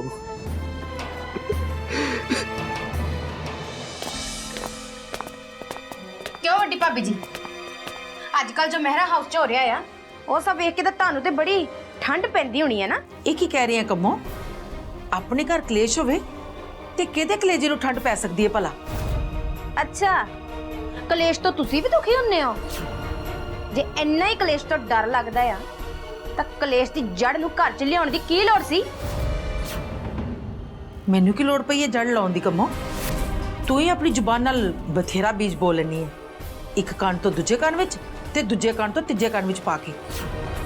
ਅੱਛਾ ਵੱਡੀ ਭਾਬੀ ਜੀ, ਤੁਹਾਨੂੰ ਤੇ ਇਹੀ ਲੱਗਦਾ ਨਾ ਕਿ ਮੈਂ ਹੀ ਪਾਉਣੀ ਐ ਇਸ ਘਰ ਦੇ ਵਿੱਚ ਕਲੇਸ਼, ਤੇ ਤੁਸੀਂ ਜਿਹੜਾ ਇਸ ਘਰ ਦੀ ਸੁੱਖ ਸ਼ਾਂਤੀ ਨੂੰ ਖਾਣ ਵਾਸਤੇ ਮਗਰਮੱਛ ਲਿਆਂਦਾ ਆ, ਉਹਦਾ ਕੋਈ ਕਸੂਰ ਨਹੀਂ ਦੱਸਦਾ ਤੁਹਾਨੂੰ। ਉਹਨੂੰ ਘਰ 'ਚ ਛੱਡ ਦਿੱਤਾ ਤੇ ਆਪ ਆਪਣੇ ਕਮਰੇ 'ਚ ਬਹਿ ਕੇ ਆਪਣੇ ਦਿਨ ਕੱਟਦੇ ਪਏ ਹੋ। ਤੂੰ ਕਿਹੜੇ ਮਗਰਮੱਛ ਦੀ ਗੱਲ ਕਰਦੀ ਪਈ ਆ ਕੰਮੋ? ਅਸੀਂ ਤੁਹਾਡੀ ਨੂੰਹ ਰਾਣੀ ਦੀ ਗੱਲ ਕਰਦੇ ਪਏ ਹਾਂ, ਤੁਹਾਡੇ ਲਾਡਲੇ ਪੁੱਤਰ ਦੀ ਨਵੀਂ ਵੋਟੀ ਦੀ, ਜਿਹਦੇ ਵਾਸਤੇ ਤੁਹਾਡੇ ਦਿਲ ਵਿੱਚ ਪਿਆਰ ਬੜਾ ਉਬਾਲੇ ਮਾਰਦਾ ਪਿਆ ਹੈ ਨਾ। ਹੋਰ ਕੀ, ਆ ਨੂੰਹ ਦੇ ਪੈਰ ਕੀ ਪਏ ਇਸ ਘਰ ਵਿੱਚ? ਸੱਸ ਦਾ ਤੇ ਪੈਰ ਹੀ ਪੁੰਜੇ ਨਹੀਂ ਲੱਗਦਾ ਪਿਆ। ਤੁਹਾਨੂੰ ਕਿਸੇ ਨੂੰ ਨੂੰਹ ਦਾ ਸੁੱਖ ਨਹੀਂ ਨਾ ਮਿਲਿਆ, ਤਾਂ ਕਰਕੇ ਤੁਸੀਂ ਇਹੋ ਜਿਹੀਆਂ ਗੱਲਾਂ ਕਰਦੀਆਂ ਪਈਆਂ ਜੀ। ਹੁਣ ਤੁਹਾਨੂੰ ਮੈਂ ਕੀ ਦੱਸਾਂ, ਬਸ ਇੰਨੀ ਗੱਲ ਸੁਣ ਲਵੋ ਕਿ ਜਿਹੜੀ ਸੱਸ ਨੂੰ ਇਹੋ ਜਿਹੀ ਨੂੰਹ ਮਿਲੇ ਨਾ, ਉਹਦੇ ਪੈਰ ਤਾਂ ਪੁੰਜੇ ਲੱਗ ਨਹੀਂ ਸਕਦੇ। ਉਹ ਤਾਂ ਉੜਦੀ ਫਿਰੇਗੀ, ਉੜਦੀ, ਉਹ ਵੀ ਖੰਭਾਂ ਤੋਂ ਬਗੈਰ। ਬਾਕੀਆਂ ਦਾ ਤਾਂ ਪਤਾ ਨਹੀਂ ਵੱਡੀ ਮਾਮੀ ਜੀ, ਬਟ ਤੁਹਾਡੇ ਨਾਲ ਤੁਹਾਡੀ ਚਹੀਤੀ ਗੀਤ ਉਹ ਵੀ ਕੁਝ ਜ਼ਿਆਦਾ ਹੀ ਉੜੀ ਫਿਰਦੀ ਹੈ ਅੱਜਕੱਲ। ਇੰਨਾ ਕਿ ਵੱਡੇ ਮਾਮਾ ਜੀ ਦੇ ਸਿਰ ਦੇ ਉੱਤੋਂ ਉਡਾਰੀਆਂ ਭਰੀ ਫਿਰਦੀ ਹੈ। ਤੁਸੀਂ ਕਿਉਂ ਉੜੇ ਫਿਰਦੇ ਹੋ? ਇਸ ਲਈ ਕਿ ਉਹ ਵੱਡੇ ਮਾਮਾ ਜੀ ਦੀ ਬੇਇੱਜ਼ਤੀ ਕਰਦੀ ਹੈ, ਪੂਰੇ ਪਰਿਵਾਰ ਦੇ ਸਾਹਮਣੇ ਉਹਨਾਂ ਨੂੰ ਢੋਲ ਵਜਾਉਣ ਲਈ ਕਹਿੰਦੀ ਹੈ, ਤੇ ਫਿਰ ਵੀ ਉਹਦਾ ਸਾਥ ਦੇ ਰਹੇ ਹੋ ਤੁਸੀਂ। ਤੁਹਾਨੂੰ ਚੰਗੀ ਲੱਗਦੀ ਹੈ? ਇਹਦੇ ਵਿੱਚ ਉਹਦਾ ਕੀ ਕਸੂਰ ਹੈ? ਉਹਨੇ ਜੋ ਕੀਤਾ ਹੈ ਨਾ, ਉਹ ਸਹੀ ਕੀਤਾ ਹੈ। ਪਰ ਲੱਗਦਾ ਹੈ ਤੁਹਾਨੂੰ ਇਹ ਗੱਲ ਸਹੀ ਨਹੀਂ ਲੱਗੀ। ਤੁਹਾਨੂੰ ਸਾਰਿਆਂ ਨੂੰ, ਮਹਿਰਾ ਹਾਊਸ ਵਾਲਿਆਂ ਨੂੰ ਆਦਤ ਹੈ ਨਾ, ਖਾਸ ਕਰਕੇ ਮਹਿਰਾ ਹਾਊਸ ਦੇ ਮਰਦਾਂ ਨੂੰ, ਕਿ ਮਹਿਰਾ ਹਾਊਸ ਦੀਆਂ ਨੂੰਹਾਂ ਨਾਲ ਧੱਕਾ ਹੀ ਕਰਨਾ ਹੈ। ਤੇ ਇਸੇ ਤਰ੍ਹਾਂ ਹੀ ਜੇਕੇ ਸਾਹਿਬ ਨੇ ਗੀਤ ਨੂੰ ਵੀ ਆਪਣੇ ਥੱਲੇ ਲਾਉਣ ਦੀ ਕੋਸ਼ਿਸ਼ ਕੀਤੀ, ਪਰ ਉਹਨੇ ਉਹਨਾਂ ਦਾ ਧੱਕਾ ਜਰਿਆ ਨਹੀਂ। ਇਹੋ ਗੱਲ ਤੁਹਾਡੇ ਕੋਲ ਬਰਦਾਸ਼ਤ ਨਹੀਂ ਹੋ ਰਹੀ, ਬਸ ਇਹੀ ਗੱਲ ਹੈ। ਹਾਂ ਹਾਂ, ਤੁਹਾਡੇ ਹਿਸਾਬ ਨਾਲ ਤਾਂ ਕੋਈ ਗੱਲ ਹੋਈ ਨਹੀਂ ਨਾ। ਜੇ ਕਿ ਭਾਈ ਸਾਹਿਬ ਨੂੰ ਢੋਲ ਵਜਾਉਣ ਲਈ ਕਿਹਾ ਉਸ ਗੀਤ ਨੇ, ਫਿਰ ਵੀ ਕੋਈ ਗੱਲ ਨਹੀਂ ਨਾ। ਉਹਦੇ ਕਰਕੇ ਮੰਮੀ ਜੀ ਨੇ ਨੱਚ ਘਰ ਦੇ ਵਿੱਚ ਢੋਲ ਵਜਾਇਆ ਤੇ ਬਿਮਾਰ ਹੋ ਗਏ, ਉਹ ਵੀ ਕੋਈ ਗੱਲ ਨਹੀਂ ਨਾ। ਰੂਬੀ, ਤੂੰ ਵੀ ਇਹਨਾਂ ਦਾ ਪਹਾੜਾ ਪੜੀ ਜਾਂਦੀ ਹੈ। ਕੰਮੋ ਇਸ ਘਰ ਦੀ ਕੁੜੀ ਹੈ ਤੇ ਗਿੰਨੀ ਇਸ ਘਰ ਦੀ ਦੋਤੀ, ਪਰ ਤੂੰ ਤਾਂ ਇਸ ਘਰ ਦੀ ਨੂੰਹ ਹੈ ਨਾ। ਤੈਨੂੰ ਤੇ ਪਤਾ ਹੀ ਹੈ ਨਾ ਕਿ ਇਸ ਘਰ ਦੀਆਂ ਜਨਾਨੀਆਂ ਦੇ ਨਾਲ ਕੀ ਧੱਕਾ ਹੁੰਦਾ ਹੈ। ਮੈਂ ਮਹਿਰਾ ਹਾਊਸ ਦੀ ਨੂੰਹ ਜ਼ਰੂਰ ਹਾਂ, ਪਰ ਅੱਖਾਂ ਤੋਂ ਅੰਨੀ ਨਹੀਂ। ਹਾਂ ਰੂਬੀ, ਤੂੰ ਅਕਲ ਦੀ ਅੰਨੀ ਨਹੀਂ ਹੈ, ਪਰ ਤੂੰ ਕਬੂਤਰ ਵਾਂਗੂ ਆਪਣੀਆਂ ਅੱਖਾਂ ਜ਼ਰੂਰ ਬੰਦ ਕੀਤੀਆਂ ਨੇ। ਤੇ ਜੇ ਤੂੰ ਅੱਖਾਂ ਬੰਦ ਕੀਤੀਆਂ ਨੇ ਨਾ, ਤੇ ਮੈਂ ਤੇਰੇ ਕੰਨ ਖੋਲ ਦੇਣੀ ਆ ਤੇ ਤੈਨੂੰ ਦੱਸ ਦੇਣੀ ਆ ਕਿ ਇਸ ਘਰ ਦੀਆਂ ਨੂੰਹਾਂ ਨਾਲ ਕੀ ਧੱਕਾ ਹੁੰਦਾ ਹੈ। ਮੰਮੀ ਜੀ ਨਾਲ ਕੀ ਹੋਇਆ ਇਹ ਤੇ ਸਾਰੀ ਦੁਨੀਆ ਜਾਣਦੀ ਹੈ, ਤੇ ਸਾਡੇ ਨਾਲ, ਤੇਰੇ ਮੇਰੇ ਨਾਲ, ਇਹ ਤਾਂ ਤੈਨੂੰ ਪਤਾ ਹੀ ਹੈ ਨਾ ਕਿ ਉਹ ਵੀ ਟਾਈਮ ਤੋਂ ਭੁੱਲ ਗਈ ਹੈ। ਜੋ ਹੋ ਗਿਆ ਸੋ ਹੋ ਗਿਆ। ਮੈਂ ਮਹਿਰਾ ਹਾਊਸ ਵਿੱਚ ਜਿਸ ਸਾਲ ਵਿੱਚ ਵੀ ਹੈ ਨਾ, ਬਹੁਤ ਖੁਸ਼ ਹਾਂ। ਨਾਲੇ ਮੈਂ ਹੁਣ ਜਾਣਾ ਵੀ ਕਿੱਥੇ ਹੈ? ਹੁਣ ਜਿੱਦਾਂ ਦਾ ਵੀ ਹੋਵੇ, ਹੈ ਤੇ ਮੇਰਾ ਹੀ ਪਰਿਵਾਰ ਨਾ। ਡਾਇਮੰਡ ਜੀ ਇੱਥੇ ਨੇ, ਮੇਰੀ ਬੇਟੀ ਪਰਲ, ਤੇ ਬਾਕੀ ਸਾਰਾ ਪਰਿਵਾਰ ਵੀ ਇੱਥੇ ਹੀ ਹੈ। ਨਾਲੇ ਘਾਟ ਵੀ ਕਿਸ ਚੀਜ਼ ਦੀ ਹੈ? ਮਨ ਭਾਉਂਦਾ ਪਾਉਂਦੇ ਆ, ਮਨ ਭਾਉਂਦਾ ਖਾਂਦੇ ਆ, ਸੂਟ ਗਹਿਣੇ, ਕਿਸ ਚੀਜ਼ ਦੀ ਕਮੀ ਹੈ ਮੈਨੂੰ? ਬਸ ਗਹਿਣਿਆਂ ਤੇ ਸੂਟਾਂ ਤੇ ਮੋਗੀ ਤੇਰੀ ਸੋਚ, ਹੋਰ ਤੈਨੂੰ ਕੁਝ ਨਹੀਂ ਚਾਹੀਦਾ? ਚਾਹੀਦਾ ਤੇ ਏਦਾਂ ਬਹੁਤ ਕੁਛ ਹੈ ਭਾਬੀ ਜੀ, ਪਰ ਤੁਹਾਡੇ ਕੋਲੋਂ ਮੈਨੂੰ ਦੇ ਨਹੀਂ ਹੋਣਾ ਜੋ ਮੈਨੂੰ ਚਾਹੀਦਾ ਹੈ। ਆਪੇ ਤੇ ਕਹਿੰਨੀ ਆ ਇਸ ਘਰ ਵਿੱਚ ਕਿਸੇ ਚੀਜ਼ ਦਾ ਘਾਟਾ ਨਹੀਂ, ਤੇ ਮੈਂ ਤਾਂ ਇਸ ਘਰ ਦੀ ਨੂੰਹ ਆ, ਤੇ ਫਿਰ ਮੈਨੂੰ ਕਿਸ ਚੀਜ਼ ਦਾ ਘਾਟਾ ਹੋ ਸਕਦਾ ਹੈ? ਬੋਲ ਤਾਂ ਸਹੀ, ਤੈਨੂੰ ਕੀ ਚਾਹੀਦਾ ਹੈ? ਮੈਨੂੰ ਚਾਹੀਦੀ ਹੈ ਗੀਤ ਦੀ ਵਿਦਾਈ। ਮੈਂ ਨਹੀਂ ਚਾਹੁੰਦੀ ਕਿ ਉਹ ਢੋਲੀ ਦੀ ਕੁੜੀ ਮੇਰਾ ਪਰਿਵਾਰ ਦੇ ਵਿੱਚ ਰਵੇ। ਮੈਂ ਚਾਹੁੰਦੀ ਹਾਂ ਕਿ ਉਹਨੂੰ ਧੱਕੇ ਮਾਰ ਕੇ ਮੇਰਾ ਪਰਿਵਾਰ ਦੇ ਵਿੱਚੋਂ ਬਾਹਰ ਕੱਢ ਦਿੱਤਾ ਜਾਵੇ। ਦੱਸੋ, ਕੱਢ ਸਕਦੇ ਹੋ ਤੁਸੀਂ ਗੀਤ ਨੂੰ? ਮੈਂ ਗੀਤ ਨੂੰ ਕਦੇ ਵੀ ਮੇਰਾ ਹਾਊਸ ਚੋਂ ਬਾਹਰ ਨਹੀਂ ਕੱਢਾਂਗੀ, ਤੇ ਨਾ ਹੀ ਤੈਨੂੰ ਕੱਢਣ ਦੇਵਾਂਗੀ। ਤੂੰ ਹੁੰਦੀ ਕੌਣ ਹੈ ਗੀਤ ਨੂੰ ਇਸ ਘਰ ਵਿੱਚੋਂ ਕੱਢਣ ਵਾਲੀ? ਯਾਦ ਰੱਖ, ਇਹ ਤੇਰਾ ਘਰ ਨਹੀਂ ਹੈ ਰੂਬੀ। ਇਹ ਛੋਟੀ ਮਾਮੀ ਜੀ ਦਾ ਘਰ ਨਹੀਂ ਹੈ? ਫਿਰ ਛੋਟੀ ਮਾਮੀ ਜੀ ਦਾ ਘਰ ਕਿਹੜਾ ਹੈ ਵੱਡੀ ਮਾਮੀ ਜੀ? ਤੂੰ ਰਹਿਣ ਦੇ ਗਿੰਨੀ, ਇਹ ਨਾ ਪੁੱਛ। ਹੁਣ ਤਾਂ ਸ਼ਾਇਦ ਵੱਡੀ ਭਾਬੀ ਨੂੰ ਵੀ ਇਦਾਂ ਹੀ ਲੱਗਦਾ ਹੋਣਾ ਨਾ ਕਿ ਘਰ ਉਹਨਾਂ ਦਾ ਨਹੀਂ ਹੈ। ਉਹਨਾਂ ਨੂੰ ਤੇ ਗੀਤ ਵਿੱਚੋਂ ਦਿਸਦੀ ਹੈ ਨਾ ਇਸ ਘਰ ਦੀ ਮਾਲਕਨ। ਤੇ ਅਗਲੀ ਕਿਹੜਾ ਘੱਟ ਕਰਦੀ ਪਈ ਹੈ, ਆਪਣੇ ਆਪ ਨੂੰ ਇਸ ਘਰ ਦੀ ਮਾਲਕਨ ਸਮਝ ਕੇ ਬੈਠੀ ਹੈ। ਨਹੀਂ ਤੇ ਇੰਨੇ ਸਾਲਾਂ ਤੱਕ ਕਿਸੇ ਦੀ ਹਿੰਮਤ ਨਹੀਂ ਪਈ ਕਿ ਕੋਈ ਮੰਮੀ ਜੀ ਨੂੰ ਉਹਨਾਂ ਦੇ ਕਮਰੇ ਚੋਂ ਬਾਹਰ ਕੱਢ ਕੇ ਮਹਿਰਾ ਪਰਿਵਾਰ ਦੇ ਨਾਲ ਡਾਈਨਿੰਗ ਟੇਬਲ ਤੇ ਬਿਠਾ ਦੇਵੇ। ਪਰ ਅਗਲੀ ਕਰ ਹੀ ਗਈ ਨਾ, ਬਿਠਾ ਹੀ ਦਿੱਤਾ ਉਹਨੇ। ਇਹ ਕੀ ਕਹਿ ਰਹੀ ਹੈ ਕੰਮੋ? ਗੀਤ ਨੇ ਮੰਮੀ ਜੀ ਨੂੰ ਸਾਰਿਆਂ ਦੇ ਵਿੱਚ ਡਾਈਨਿੰਗ ਟੇਬਲ ਤੇ ਬਿਠਾਇਆ? ਹਾਂਜੀ, ਜਾ ਕੇ ਵੇਖ ਲਓ। ਅੱਜ ਵੀ ਉੱਥੇ ਹੀ ਬਿਠਾ ਕੇ ਬ੍ਰੇਕਫਾਸਟ ਕਰਾ ਰਹੀ ਹੈ ਮੰਮੀ ਜੀ ਨੂੰ। ਸ਼ੁਕਰ ਹੈ ਰੱਬ ਦਾ, ਜਿਹੜਾ ਕੰਮ ਇੰਨੇ ਸਾਲਾਂ ਵਿੱਚ ਮੇਰੇ ਕੋ ਕਰਨ ਦੀ ਹਿੰਮਤ ਨਹੀਂ ਹੋਈ, ਉਹ ਰੱਬ ਨੇ ਗੀਤ ਦੇ ਹੱਥੋਂ ਆਉਂਦਿਆਂ ਹੀ ਕਰਵਾ ਦਿੱਤਾ। ਦੇਖਿਆ ਕੰਮੋ ਦੀਦੀ, ਫਿਰ ਜਸਲੀਨ ਭਾਬੀ ਜੀ ਦੇ ਕਲੇਜੇ ਵਿੱਚ ਠੰਡ ਪਾਤੀ ਹੈ ਉਸ ਗੀਤ ਨੇ। ਫਿਰ ਕਿਉਂ ਉਹਦੇ ਉਲਟ ਕੋਈ ਗੱਲ ਸੁਣਨਗੇ ਭਾਬੀ ਜੀ? ਤੁਸੀਂ ਕਰੀ ਜਾਓ ਉਹਦੇ ਵਿਰੁੱਧ ਗੱਲਾਂ, ਪਰ ਤੁਹਾਡੇ ਸਾਰਿਆਂ ਦੇ ਏਦਾਂ ਕਹਿਣ ਨਾਲ ਉਹਨੇ ਗਲਤ ਨਹੀਂ ਨਾ ਹੋ ਜਾਣਾ। ਗਲਤ ਤਾਂ ਮੇਰੇ ਸਹੁਰਾ ਸਾਹਿਬ ਜੀ ਸੀ, ਜਿਨ੍ਹਾਂ ਨੇ ਮੰਮੀ ਨੂੰ ਇੰਨੇ ਸਾਲ ਇੱਕ ਖੁੰਝੇ 'ਚ ਲਾ ਛੱਡਿਆ, ਇੱਕ ਕਮਰੇ ਵਿੱਚ ਐਵੇਂ ਬੰਦ ਕਰ ਛੱਡਿਆ। ਤੇ ਗਲਤ ਤੇ ਜੇਕੇ ਸਾਹਿਬ ਨੇ, ਜਿਨ੍ਹਾਂ ਨੇ ਆਪਣੀ ਮੰਮੀ ਦੀ ਕਦਰ ਨਹੀਂ ਕੀਤੀ। ਤੇ ਤੁਸੀਂ ਗੀਤ ਨੂੰ ਗਲਤ ਸਮਝ ਲਿਆ ਹੋ, ਜਿਹਨੇ ਮੰਮੀ ਨਾਲ ਇਹੋ ਜਿਹਾ ਸਲੂਕ ਕੀਤਾ ਜਿਹਦੇ ਉਹ ਸ਼ੁਰੂ ਤੋਂ ਹੱਕਦਾਰ ਸੀ। ਮੈਨੂੰ ਤੇ ਇਸ ਗੱਲ ਦਾ ਯਕੀਨ ਹੀ ਨਹੀਂ ਹੋ ਰਿਹਾ ਕਿ ਗੀਤ ਸੱਚੀ ਮੰਮੀ ਜੀ ਨੂੰ ਡਾਈਨਿੰਗ ਟੇਬਲ ਤੇ ਸਾਰਿਆਂ ਦੇ ਵਿੱਚ ਹੀ ਲੈ ਆਈ। ਤੁਸੀਂ ਤਾਂ ਇਸ ਗੱਲੋਂ ਬੜੇ ਖੁਸ਼ ਹੋ ਨਾ ਵੱਡੀ ਮਾਮੀ ਜੀ? ਕਿਉਂ, ਤੈਨੂੰ ਕੋ ਤੰਗੀ ਹੋ ਰਹੀ ਹੈ ਮੇਰੇ ਖੁਸ਼ ਹੋਣ ਤੋਂ? ਤੁਸੀਂ ਹੋਈ ਜਾਇਓ ਖੁਸ਼, ਪਰ ਵੱਡੇ ਭਾਈ ਸਾਹਿਬ ਨੂੰ ਕੋਈ ਖੁਸ਼ੀ ਨਹੀਂ ਹੋਈ ਆ ਗੱਲ ਸੁਣ ਕੇ। ਉਹਨਾਂ ਦਾ ਤੇ ਪਾਰਾ ਹਾਈ ਹੋਇਆ ਪਿਆ ਗੀਤ ਦੀ ਇਹ ਹਰਕਤ ਵੇਖ ਕੇ। ਉਹਨਾਂ ਦੀ ਕਿਹੜੀ ਗੱਲ ਹੈ ਕੰਮੋ, ਉਹਨਾਂ ਦਾ ਪਾਰਾ ਤੇ ਹਰ ਵਕਤ ਚੜਿਆ ਰਹਿੰਦਾ ਹੈ। ਹਾਂ, ਪਰ ਹਰ ਰੋਜ਼ ਉਹ ਬ੍ਰੇਕਫਾਸਟ ਛੱਡ ਕੇ ਡਾਈਨਿੰਗ ਟੇਬਲ ਤੋਂ ਤਾਂ ਨਹੀਂ ਉੱਠੇ ਨਾ, ਪਰ ਅੱਜ ਉੱਠ ਗਏ ਮੰਮੀ ਜੀ ਨੂੰ ਆਪਣੇ ਸਾਹਮਣੇ ਵਾਲੀ ਕੁਰਸੀ ਤੇ ਬੈਠਿਆਂ ਦੇਖ ਕੇ। ਹਜੇ ਤੱਕ ਤੇ ਉਹਨਾਂ ਨੇ ਕੁਝ ਖਾਧਾ ਵੀ ਨਹੀਂ ਹੋਣਾ। ਹੁਣ ਵੀ ਖੁਸ਼ ਹੋਵੋਗੇ ਨਾ ਤੁਸੀਂ? ਹੈ ਕੋਈ ਗੱਲ ਨਹੀਂ ਕੰਮੋ, ਜਦੋਂ ਭੁੱਖ ਲੱਗੇਗੀ ਆਪੇ ਖਾ ਲੈਣਗੇ। ਹਾਂ, ਹੁਣ ਤੇ ਤੁਸੀਂ ਵੀ ਗੀਤ ਦੀ ਬੋਲੀ ਬੋਲੋਗੇ ਨਾ ਵੱਡੀ ਭਾਬੀ ਜੀ। ਉਹ ਵੀ ਵੱਡੇ ਭਾਈ ਸਾਹਿਬ ਦੀਆਂ ਅੱਖਾਂ 'ਚ ਅੱਖਾਂ ਪਾ ਕੇ ਸ਼ਰਤਾਂ ਲਾਉਣ ਨੂੰ ਫਿਰਦੀ ਸੀ। ਵੱਡੇ ਭਾਈ ਸਾਹਿਬ ਨੂੰ ਕਹਿੰਦੀ ਸੀ ਕਿ ਇੱਕ ਨਾ ਇੱਕ ਦਿਨ ਡਾਈਨਿੰਗ ਟੇਬਲ ਤੇ ਮੰਮੀ ਜੀ ਨੂੰ ਨਾ ਉਹਨਾਂ ਦੇ ਸਾਹਮਣੇ ਬਿਠਾ ਕੇ ਖਾਣਾ ਖਵਾਏਗੀ ਤੇ ਅਸੀਂ ਸਾਰੇ ਨਜ਼ਾਰੇ ਵੇਖਾਂਗੇ। ਤੁਸੀਂ ਤਾਂ ਸਾਡੇ ਨਾਲੋਂ ਵੱਧ ਜਾਣਦੇ ਨਾ ਵੱਡੇ ਭਾਈ ਸਾਹਿਬ ਨੂੰ, ਸਾਰੀ ਉਮਰ ਕੱਟੀ ਹੈ ਤੁਸੀਂ ਉਹਨਾਂ ਦੇ ਨਾਲ। ਤੁਸੀਂ ਦੱਸੋ, ਨਹੀਂ ਦੱਸੋ ਮੈਨੂੰ, ਏਦਾਂ ਕਦੀ ਹੋ ਸਕਦਾ ਵੱਡੀ ਭਾਬੀ ਜੀ? ਮੈਂ ਤੇ ਜੇਕੇ ਸਾਹਿਬ ਨੂੰ ਚੰਗੀ ਤਰ੍ਹਾਂ ਜਾਣਦੀ ਹਾਂ ਤੇ ਤੁਸੀਂ ਸਾਰੇ ਵੀ ਜਾਣਦੇ ਹੋ, ਪਰ ਤੁਸੀਂ ਗੀਤ ਨੂੰ ਨਹੀਂ ਜਾਣਦੇ। ਜੇ ਗੀਤ ਨੇ ਇਹ ਗੱਲ ਮੂੰਹੋਂ ਕੱਢੀ ਹੈ ਨਾ ਤੇ ਉਹ ਇਹ ਗੱਲ ਪੂਰੀ ਵੀ ਕਰੇਗੀ। ਤੇ ਉਹ ਦਿਨ ਜ਼ਰੂਰ ਆਏਗਾ ਜਦੋਂ ਜੇਕੇ ਸਾਹਿਬ ਤੇ ਮੰਮੀ ਜੀ ਦੋਵੇਂ ਇਕੱਠੇ ਇੱਕੋ ਡਾਈਨਿੰਗ ਟੇਬਲ ਤੇ ਬੈਠ ਕੇ ਖਾਣਾ ਖਾਣਗੇ। ਜੇ ਤੁਹਾਡਾ ਵਿਸ਼ਵਾਸ ਪੱਕਾ ਹੈ ਤੇ ਹੋ ਸਕਦਾ ਇਦਾਂ ਹੀ ਹੋ ਜਾਵੇ, ਪਰ ਤੁਸੀਂ ਸ਼ਾਇਦ ਉਹ ਦਿਨ ਦੇਖ ਨਾ ਸਕੋ। ਤੁਸੀਂ ਇੱਥੇ ਜੇਕੇ ਸਾਹਿਬ? ਹਾਂਜੀ, ਮੈਂ ਇੱਥੇ ਹਾਂ, ਪਰ ਤੁਹਾਨੂੰ ਡਰਨ ਦੀ ਲੋੜ ਨਹੀਂ ਹੈ। ਮੈਂ ਤੁਹਾਨੂੰ ਦੁਬਾਰਾ ਆਪਣੇ ਕਮਰੇ ਵਿੱਚ ਲੈ ਕੇ ਜਾਣ ਲਈ ਨਹੀਂ ਆਇਆ। ਜਿਸ ਤਰ੍ਹਾਂ ਤੁਸੀਂ ਇਸ ਖੁੰਝੇ ਵਿੱਚ ਬੈਠੇ ਹੋ ਨਾ, ਉਸੇ ਤਰ੍ਹਾਂ ਤੁਸੀਂ ਖੁੰਡੇ ਲੈਣ ਲੱਗੇ ਰਹੋਗੇ। ਜੇ ਕਿ ਮੇਰਾ ਕਿਸੇ ਨੌ ਦੀ ਇੰਨੀ ਆਕੜ ਨਹੀਂ ਚੱਲ ਸਕਦਾ। ਕੀ ਗੱਲ ਹੈ ਜੇਕੇ ਸਾਹਿਬ, ਜਨਾਨੀ ਵਿੱਚ ਆਕੜ ਨਹੀਂ ਹੋ ਸਕਦੀ? ਉਹਨੂੰ ਆਪਣੇ ਆਪ ਤੇ ਮਾਣ ਨਹੀਂ ਹੋ ਸਕਦਾ? ਧੌਣ ਉੱਚੀ ਰੱਖਣ ਦਾ ਹੱਕ ਸਿਰਫ ਮਰਦਾਂ ਨੂੰ ਹੈ। ਅਜੇ ਵੀ ਤੁਹਾਡੀ ਇਹ ਸਦੀਆਂ ਪੁਰਾਣੀ ਸੋਚ ਹੈ। ਅੱਜ ਕੱਲ੍ਹ ਦੀ ਦੁਨੀਆ ਵਿੱਚ ਤੁਸੀਂ ਆਪਣੀ ਇਸ ਸੋਚ ਨਾਲ ਬਹੁਤ ਦੁਖੀ ਹੋਵੋਗੇ ਜੇਕੇ ਸਾਹਿਬ। ਜ਼ਿਆਦਾ ਬੋਲਣ ਦੀ ਲੋੜ ਨਹੀਂ ਹੈ। ਮੈਨੂੰ ਪਤਾ ਹੈ ਤੁਹਾਨੂੰ ਮੇਰੀ ਸੋਚ ਮਾੜੀ ਤੇ ਕਿੱਦਾਂ ਲੱਗਣ ਲੱਗ ਪਈ ਹੈ। ਜੋ ਦਿਲ ਵਿੱਚ ਹੁੰਦਾ ਬੋਲੀ ਜਾਂਦੇ ਹੋ। ਹੁਣ ਤੁਹਾਡੇ ਖੰਭ ਵੀ ਬਹੁਤ ਜਲਦੀ ਕੁਤਰੇ ਜਾਣਗੇ। ਕਿਉਂ, ਹੁਣ ਕੋਈ ਹੋਰ ਤਰਕੀਬ ਲਾਈ ਹੈ ਗੀਤ ਨੂੰ ਘਰੋਂ ਕੱਢਣ ਦੀ? ਪਹਿਲੀਆਂ ਤਰਕੀਬਾਂ ਤੇ ਚੱਲੀਆਂ ਨਹੀਂ ਤੁਹਾਡੀਆਂ ਜੇਕੇ ਸਾਹਿਬ। ਨਹੀਂ, ਹੁਣ ਉਹ ਇਸ ਘਰ ਵਿੱਚੋਂ ਕਿਤੇ ਨਹੀਂ ਜਾਏਗੀ। ਉਹ ਵੀ ਇੱਥੇ ਹੀ ਰਹੇਗੀ ਤੇ ਉਹਦਾ ਪਿਓ ਸੁਰਜੀਤ ਢੋਲੀ ਵੀ ਇੱਥੇ ਹੀ ਰਹੇਗਾ, ਕਿਉਂਕਿ ਮੇਰਾ ਹਾਊਸ ਵਿੱਚ ਜਸ਼ਨ ਹੋਣ ਵਾਲਾ ਹੈ। ਮੇਰੇ ਜਨਮ ਦਿਨ ਦਾ ਜਸ਼ਨ ਹੈ। ਉਹਦੇ ਵਿੱਚੋਂ ਸੁਰਜੀਤ ਢੋਲੀ ਜਾਂ ਕੀ ਢੋਲੀ, ਉਹਨਾਂ ਦੋਵਾਂ ਵਿੱਚ ਇੱਕ ਜਾਣਾ ਢੋਲ ਜ਼ਰੂਰ ਵਜਾਏਗਾ। ਸੁਰਜੀਤ ਜਾਂ ਗੀਤ?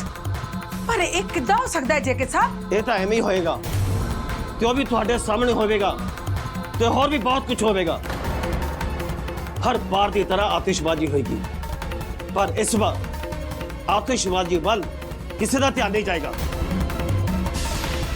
ਕਿਉਂਕਿ ਇਸ ਵਾਰ ਤੁਹਾਡੀ ਨੌ ਰਾਣੀ ਢੋਲ ਜੋ ਵਜਾਏਗੀ ਨਾ, ਜਦੋਂ ਉਹ ਢੋਲ ਵਜਾਏਗੀ ਨਾ ਤੇ ਫਿਰ ਸਾਰੀ ਦੁਨੀਆ ਨੂੰ ਪਤਾ ਲੱਗ ਜਾਏਗਾ ਉਹਦੀ ਅਸਲੀ ਔਕਾਤ ਕੀ ਹੈ। ਫਿਰ ਮੈਂ ਵੀ ਦੇਖਾਂਗਾ ਤੁਸੀਂ ਵੀ ਕਿੰਨੀ ਉੱਚੀ ਛਾਲ ਮਾਰਦੇ ਹੋ ਗੀਤ ਦੇ ਸਿਰ ਤੇ। ਪਰ ਤੁਸੀਂ ਇਹ ਕਿੱਦਾਂ ਕਰ ਸਕਦੇ ਹੋ ਜੇਕੇ ਸਾਹਿਬ? ਹਾਂਜੀ ਤਾਇਆ ਜੀ, ਗੀਤ ਭਾਬੀ ਤਾਂ ਇਸ ਘਰ ਦੀ ਨੂੰਹ ਹੈ ਨਾ, ਉਹ ਕਿੱਦਾਂ ਢੋਲ ਵਜਾ ਸਕਦੀ ਹੈ ਤੁਹਾਡੇ ਬਰਥਡੇ ਤੇ? ਤੁਸੀਂ ਸਾਰੇ ਦੇਖੋਗੇ, ਸਾਰੀ ਦੁਨੀਆ ਦੇਖੇਗੀ। ਢੋਲ ਤਾਂ ਉਸ ਨੂੰ ਵਜਾਣਾ ਹੀ ਪਏਗਾ। ਵਾਹ ਵੱਡੇ ਭਾਈ ਸਾਹਿਬ ਵਾਹ। ਹੁਣ ਤੁਹਾਡੀ ਨੂੰਹ ਤੇ ਕੁੜਮ ਵਿੱਚੋਂ ਕੋਈ ਇੱਕ ਜਣਾ ਢੋਲ ਵਜਾਊਗਾ, ਫਿਰ ਤਾਂ ਬਹੁਤ ਮਜ਼ਾ ਆਊਗਾ। ਕਿਹੜੇ ਕੁਲਮ ਦੀ ਗੱਲ ਕਰਦੀ ਪਈ ਆ ਤੂੰ? ਉਹ ਸੁਰਜੀਤ ਢੋਲੀ ਦੀ? ਉਹ ਮੇਰਾ ਕੁਲਮ ਕਦੇ ਨਹੀਂ ਬਣ ਸਕਦਾ। ਉਹ ਸਿਰਫ ਇੱਕ ਢੋਲੀ ਹੈ, ਸਿਰਫ ਢੋਲ ਵਜਾਏਗਾ ਤੇ ਸਿਰਫ ਢੋਲ ਹੀ ਵਜਾਏਗਾ। ਤੇ ਮੈਂ ਆਪਣੇ ਜਨਮ ਦਿਨ ਦਾ ਜਸ਼ਨ ਮਨਾਵਾਂਗਾ ਆਪਣੇ ਪਰਿਵਾਰ ਤੇ ਆਪਣੇ ਦੋਸਤ ਮਿੱਤਰਾਂ ਨਾਲ। ਜਸ਼ਨ ਦੀ ਗੱਲ ਕਰਕੇ ਤਾਂ ਤੁਸੀਂ ਆਪਣੇ ਆਪ ਨੂੰ ਤਸੱਲੀ ਦੇ ਰਹੇ ਹੋ ਜੇਕੇ ਸਾਹਿਬ। ਪਤਾ ਤੇ ਤੁਹਾਨੂੰ ਵੀ ਕਿ ਤੁਸੀਂ ਗੀਤ ਕੋਲੋਂ ਬਦਲਾ ਲੈਣ ਦੀ ਕੋਸ਼ਿਸ਼ ਕਰ ਰਹੇ ਹੋ। ਤੁਹਾਨੂੰ ਕੀ ਲੱਗਦਾ ਜਸਲੀਨ ਜੀ, ਗੀਤ ਜੇ ਕੇ ਮੇਰਾ ਦੇ ਹੱਥ ਵਿੱਚ ਡਾਗਾ ਤੇ ਤੀਲੀ ਫੜਾ ਦੇਵੇਗੀ, ਉਹ ਮੈਨੂੰ ਢੋਲ ਵਜਾਉਣ ਲਈ ਕਹੇਗੀ ਤੇ ਮੈਂ ਉਸ ਨੂੰ ਬਖਸ਼ ਦਿਆਂਗਾ? ਨਹੀਂ ਜਸਲੀਨ ਜੀ ਨਹੀਂ। ਉਹ ਹਜੇ ਜੇ ਕੇ ਮੇਰਾ ਨੂੰ ਜਾਣਦੀ ਨਹੀਂ ਹੈ, ਉਹਨੂੰ ਪਤਾ ਨਹੀਂ ਹੈ ਜੇ ਕੇ ਮੇਰਾ ਕੌਣ ਹੈ ਤੇ ਮੈਂ ਕੀ ਕਰ ਸਕਦਾ। ਉਹ ਤਾਂ ਇਸ ਤਰ੍ਹਾਂ ਇਸ ਘਰ ਵਿੱਚ ਡੇਰਾ ਲਾਉਣ ਨਾਲ ਮੈਨੂੰ ਕੋਈ ਫਰਕ ਨਹੀਂ ਪੈਂਦਾ। ਉਸ ਨੂੰ ਮੈਂ ਨਾ ਤਾਂ ਆਪਣੀ ਨੂੰਹ ਮੰਨਿਆ ਤੇ ਨਾ ਕਦੀ ਮੰਨਾਂਗਾ। ਤੁਹਾਡੇ ਜਾਂ ਮੇਰੇ ਜਾਂ ਕਿਸੇ ਹੋਰ ਦੇ ਮੰਨਣ ਨਾਲ ਕੀ ਹੁੰਦਾ ਜੇਕੇ ਸਾਹਿਬ? ਮਲਹਾਰ ਉਹਨੂੰ ਆਪਣੀ ਵੋਟੀ ਮੰਨਦਾ ਹੈ ਤੇ ਜ਼ਿੰਦਗੀ ਤਾਂ ਉਹਨੇ ਉਹਦੇ ਨਾਲ ਕੱਟਣੀ ਹੈ ਨਾ, ਫਿਰ ਕੋਈ ਕੀ ਕਰ ਸਕਦਾ ਹੈ? ਮਲਹਾਰ ਤਾਂ ਬਹੁਤ ਕੁਝ ਮੰਨਦਾ ਹੈ। ਉਹ ਤਾਂ ਸੁਰਜੀਤ ਢੋਲੀ ਨੂੰ ਵੀ ਆਪਣਾ ਸੋਹਰਾ ਮੰਨਦਾ ਹੈ। ਇੰਨਾ ਬੇਸ਼ਰਮ ਹੋ ਗਿਆ ਹੈ ਕਿ ਉਸਨੇ ਮੇਰੇ ਸਾਹਮਣੇ ਸੁਰਜੀਤ ਢੋਲੀ ਦੇ ਪੈਰੀਂ ਹੱਥ ਲਾਏ ਨੇ। ਮੈਂ ਤਾਂ ਉਸ ਨੂੰ ਕਹਿ ਦਿੱਤਾ ਹੈ ਉਹ ਸੁਰਜੀਤ ਢੋਲੀ ਨੂੰ ਸੋਹਰਾ ਨਹੀਂ ਆਪਣਾ ਪਿਓ ਮੰਨ ਲਵੇ। ਮੈਂ ਤਾਂ ਹੁਣ ਉਹਨੂੰ ਪਿਓ ਕਹਿਣ ਦਾ ਹੱਕ ਵੀ ਖੋਹ ਲਿੱਤਾ ਹੈ। ਉਹਦੇ ਲਈ ਅੱਜ ਤੋਂ ਮੈਂ ਮਰ ਗਿਆ। ਤੁਸੀਂ ਉਹਨੂੰ ਐਦਾਂ ਕਿਹਾ? ਹਾਂ, ਮੈਂ ਉਸ ਨੂੰ ਕਿਹਾ ਕਿਉਂਕਿ ਮੈਂ ਉਸ ਨੂੰ ਸੁਰਜੀਤ ਢੋਲੀ ਦੇ ਪੈਰਾਂ 'ਚ ਪੈਂਦੇ ਦੇਖ ਕੇ ਇਸ ਗੱਲ ਦਾ ਮੈਨੂੰ ਪੱਕਾ ਯਕੀਨ ਹੋ ਗਿਆ ਹੈ ਮਲਹਾਰ ਇਸ ਘਰ ਦਾ ਖੂਨ ਨਹੀਂ ਹੈ। ਮੇਰਾ ਪਰਿਵਾਰ ਦਾ ਪੁੱਤਰ ਨਹੀਂ ਆਉ। ਖਬਰਦਾਰ ਜੇਕੇ ਸਾਹਿਬ, ਤੁਸੀਂ ਮੈਨੂੰ ਬਾਰ-ਬਾਰ ਇਦਾਂ ਬੇਇੱਜ਼ਤ ਨਹੀਂ ਕਰ ਸਕਦੇ। ਐਡਾ ਵੱਡਾ ਇਲਜ਼ਾਮ ਮੈਂ ਨਹੀਂ ਸਮਾਂਗੀ ਤੁਹਾਡੇ ਮੂੰਹੋਂ। ਨਾ ਤਾਂ ਇਹ ਇਲਜ਼ਾਮ ਹੈ, ਨਾ ਹੀ ਮੈਂ ਤੁਹਾਡੀ ਬੇਇੱਜ਼ਤੀ ਕਰ ਰਿਹਾ। ਬਸ ਇਹੀ ਸੱਚ ਹੈ ਜੋ ਮੈਂ ਬਿਆਨ ਕਰ ਰਿਹਾ। ਇਹ ਤੁਹਾਡਾ ਆਪਣਾ ਬਣਾਇਆ ਹੈ ਸੱਚ ਹੈ ਜੇਕੇ ਸਾਹਿਬ, ਪਰ ਇਹੋ ਜਿਹਾ ਸੱਚ ਬੋਲਦਿਆਂ ਤੁਹਾਨੂੰ ਸ਼ਰਮ ਨਹੀਂ ਆਈ? ਤੁਸੀਂ ਐਦਾਂ ਦੀ ਘਟੀਆ ਗੱਲ ਸੋਚ ਹੀ ਕਿੱਦਾਂ ਸਕਦੇ ਹੋ ਜੇਕੇ ਸਾਹਿਬ?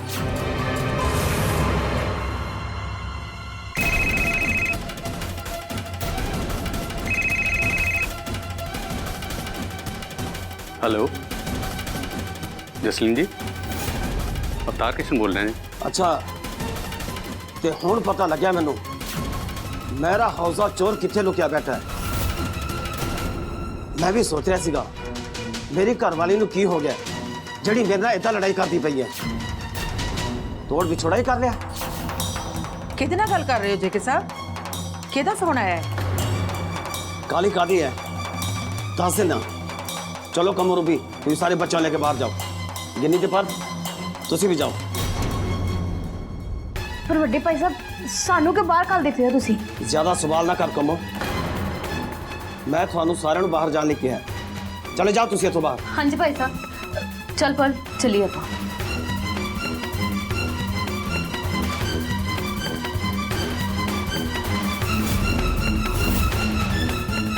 ਹਾਂਜੀ ਅਵਤਾਰ ਕਿਸ਼ਨ ਜੀ, ਹੁਣ ਦੱਸੋ। ਹੁਣ ਤਾਂ ਮੈਂ ਤੁਹਾਡੇ ਦੋਵਾਂ ਦੇ ਰੰਗ ਵਿੱਚ ਭੰਗ ਪਾਉਣ ਲਈ ਮੈਂ ਵੀ ਜਸਲੀਨ ਜੀ ਦੇ ਨਾਲ ਨਹੀਂ ਰਹਿੰਦਾ। ਹੁਣ ਕਿੱਦਾਂ ਝੂਠਦੇ ਪਏ ਹੋ ਪਿਆਰ ਦੀਆਂ ਪਿੰਗਾ ਮੇਰੀ ਘਰਵਾਲੀ ਨਾਲ? ਤੁਸੀਂ ਤਾਂ ਐਡੇ ਵੱਡੇ ਬੰਦੇ ਹੋ ਜੇਕੇ ਸਾਹਿਬ, ਇਦਾਂ ਦੀ ਗੱਲ ਕਰਦੇ ਹੋਏ ਆਪਣੀ ਵਾਈਫ ਦਾ ਲਿਹਾਜ਼ ਤਾਂ ਰੱਖੋ। ਮੂੰਹ ਬੰਦ, ਇੱਕਦਮ ਬੰਦ ਕਰ ਲੈ ਮੂੰਹ ਆਪਣਾ। ਹੁਣ ਮੈਨੂੰ ਤੁਹਾਡੀ ਲਿਹਾਜ਼ਾਂ ਦਾ ਵੀ ਪਤਾ ਲੱਗ ਗਿਆ। ਹੁਣ ਮੈਨੂੰ ਪਤਾ ਲੱਗਿਆ ਜਸਲੀਨ ਮੇਰਾ ਕਮਰਾ ਛੱਡ ਕੇ ਦੂਸਰੇ ਕਮਰੇ ਵਿੱਚ ਕਿਉਂ ਚਲੀ ਗਈ ਹੈ। ਮੈਂ ਤਾਂ ਤੁਹਾਨੂੰ ਬਹੁਤ ਸਿਆਣਾ ਸਮਝਦਾ ਸੀ ਜੇਕੇ ਸਾਹਿਬ, ਪਰ ਤੁਸੀਂ ਤਾਂ ਬਹੁਤ ਛੋਟੀ ਸੋਚ ਦੇ ਇਨਸਾਨ ਨਿਕਲੇ। ਮੈਂ ਇੱਕ ਬਾਹਰਲਾ ਬੰਦਾ ਹਾਂ ਤੇ ਇੱਕ ਬਾਹਰਲੇ ਬੰਦੇ ਕਰਕੇ ਤੁਸੀਂ ਆਪਣੀ ਵਾਈਫ ਦੀ ਬੇਇੱਜ਼ਤੀ ਕਰ ਰਹੇ ਹੋ। ਤੁਸੀਂ ਬਾਹਰਲੇ ਬੰਦੇ ਕਿੱਥੋਂ ਹੋ ਗਏ ਅਵਤਾਰ ਕਿਸ਼ਨ ਜੀ?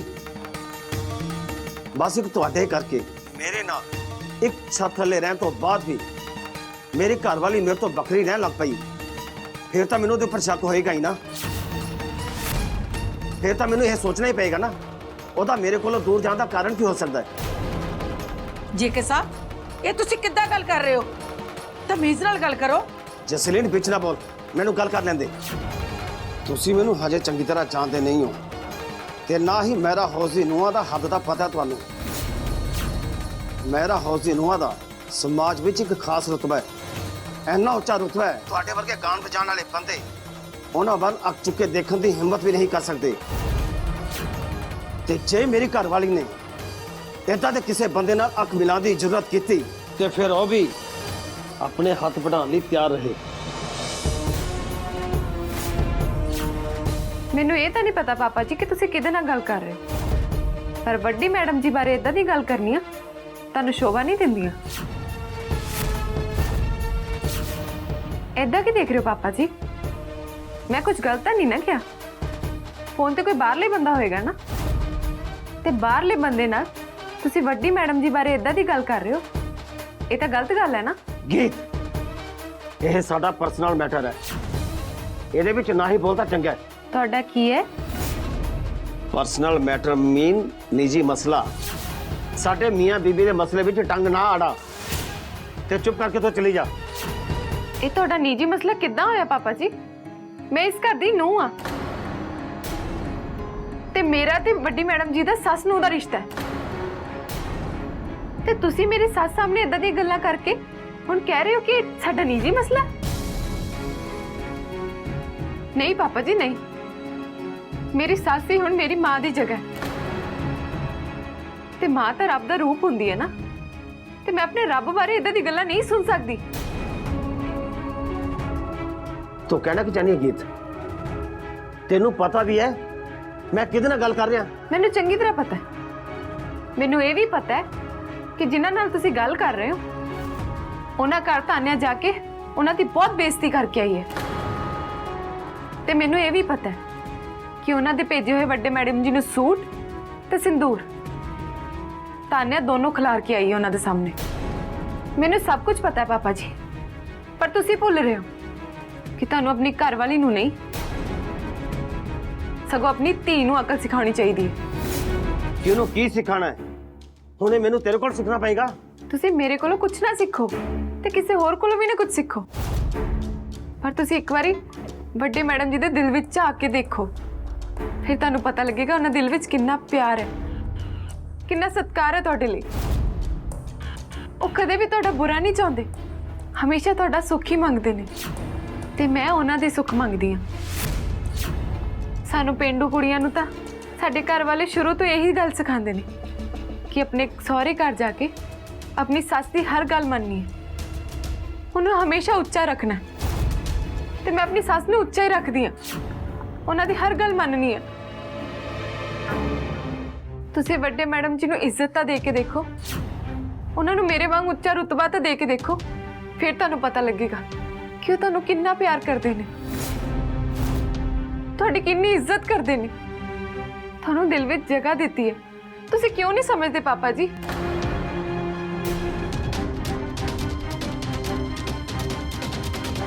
ਤੁਹਾਨੂੰ ਹਮੇਸ਼ਾ ਇਦਾਂ ਕਿਉਂ ਲੱਗਦਾ ਪਾਪਾ ਜੀ ਕਿ ਘਰ ਦੀ ਹਰੇਕ ਨੂੰਹ ਨੂੰ ਤੁਹਾਡੇ ਪੈਰਾਂ ਵਿੱਚ ਡਿੱਗਣਾ ਚਾਹੀਦਾ? ਆਪਣੇ ਆਪ ਨੂੰ ਕਿੰਨਾ ਕੁ ਵੱਡਾ ਸਮਝਦੇ ਪਾਪਾ ਜੀ? ਕਿਤੇ ਦੇਵਤਾ ਹੋਣ ਦਾ ਭਰਮ ਤਾਂ ਨਹੀਂ ਪਾ ਲਿਆ ਤੁਸੀਂ? ਆਪਣੀ ਹੱਦ ਨਾ ਟੱਪ। ਮੈਂ ਤੈਨੂੰ ਪਹਿਲਾਂ ਵੀ ਕਿਹਾ ਸੀਗਾ ਮੇਰੀ ਅਣਖ ਨੂੰ ਵੰਗਾਰਨ ਦੀ ਕੋਸ਼ਿਸ਼ ਨਾ ਕਰਿਆ ਕਰ, ਤੇ ਨਾਲੇ ਜਿਹੜੇ ਮਸਲਿਆਂ ਨੂੰ ਮੈਂ ਹੱਥ ਨਹੀਂ ਪਾਉਂਦਾ ਤੂੰ ਉਹਨਾਂ ਮਸਲਿਆਂ ਵਿੱਚ ਲੱਤ ਕਿਉਂ ਉਡਾਨੀ ਹੈ ਗੀਤ? ਤੂੰ ਹੁਣ ਨਹੀਂ ਕੌਣ ਹੈ ਘਰ ਦੇ ਮਸਲਿਆਂ ਵਿੱਚ ਦਖਲ ਦੇਣ ਵਾਲੀ?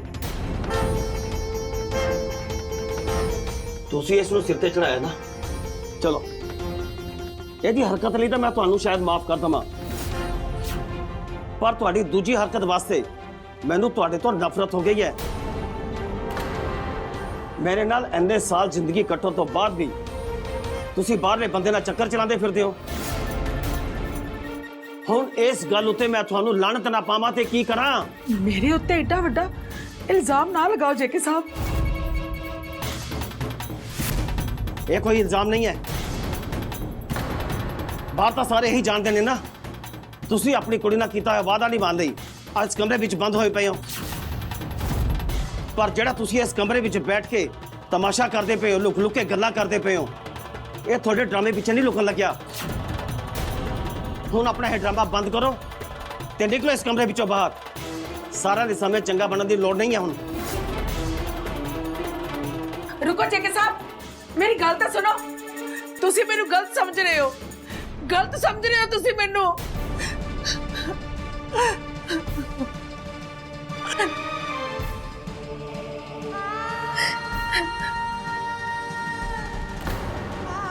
हाय रब्बा मैं इन्ना को सुनने तो पहला मर क्यों नहीं गई मेरी इन्नी इंसल्ट जेके साहब नू मेरे ते भोरा भी यकीन नहीं ਕਾਦੀ ਬੇਇੱਜ਼ਤੀ ਵੱਡੇ ਮੈਡਮ ਜੀ, ਤੁਸੀਂ ਤਾਂ ਕੋਈ ਗਲਤੀ ਕੀਤੀ ਨਹੀਂ ਹੈ। ਤੁਸੀਂ ਐਵੇਂ ਸ਼ਰਮਿੰਦਾ ਨਾ ਹੋ, ਇਦਾਂ ਦੀ ਗੱਲਾਂ ਦਿਲ ਤੇ ਨਹੀਂ ਲਾਈਦੀਆਂ। ਇੰਨਾ ਨਾ ਸੋਚੋ, ਤੁਸੀਂ ਬਸ ਮੈਨੂੰ ਆਸ਼ੀਰਵਾਦ ਦਿਓ। ਦੇਖਿਓ ਇੱਕ ਨਾ ਇੱਕ ਦਿਨ ਮੈਂ ਸਭ ਕੁਝ ਠੀਕ ਕਰ ਦੇਵਾਂਗੀ। कुछ नहीं ठीक होएगा गीत तेनू नहीं पता ये कोई आज की गल थोड़ी है ये तो बहुत पुरानी कहानी हो गई है। जिन्नी मर्जी पुरानी कहानी होवे मैं ये कहानी खत्म कर देवांगी। ते जे मैं ना कर सकी ते मैं मुड़ के कदी ढोल नहीं बजावांगी।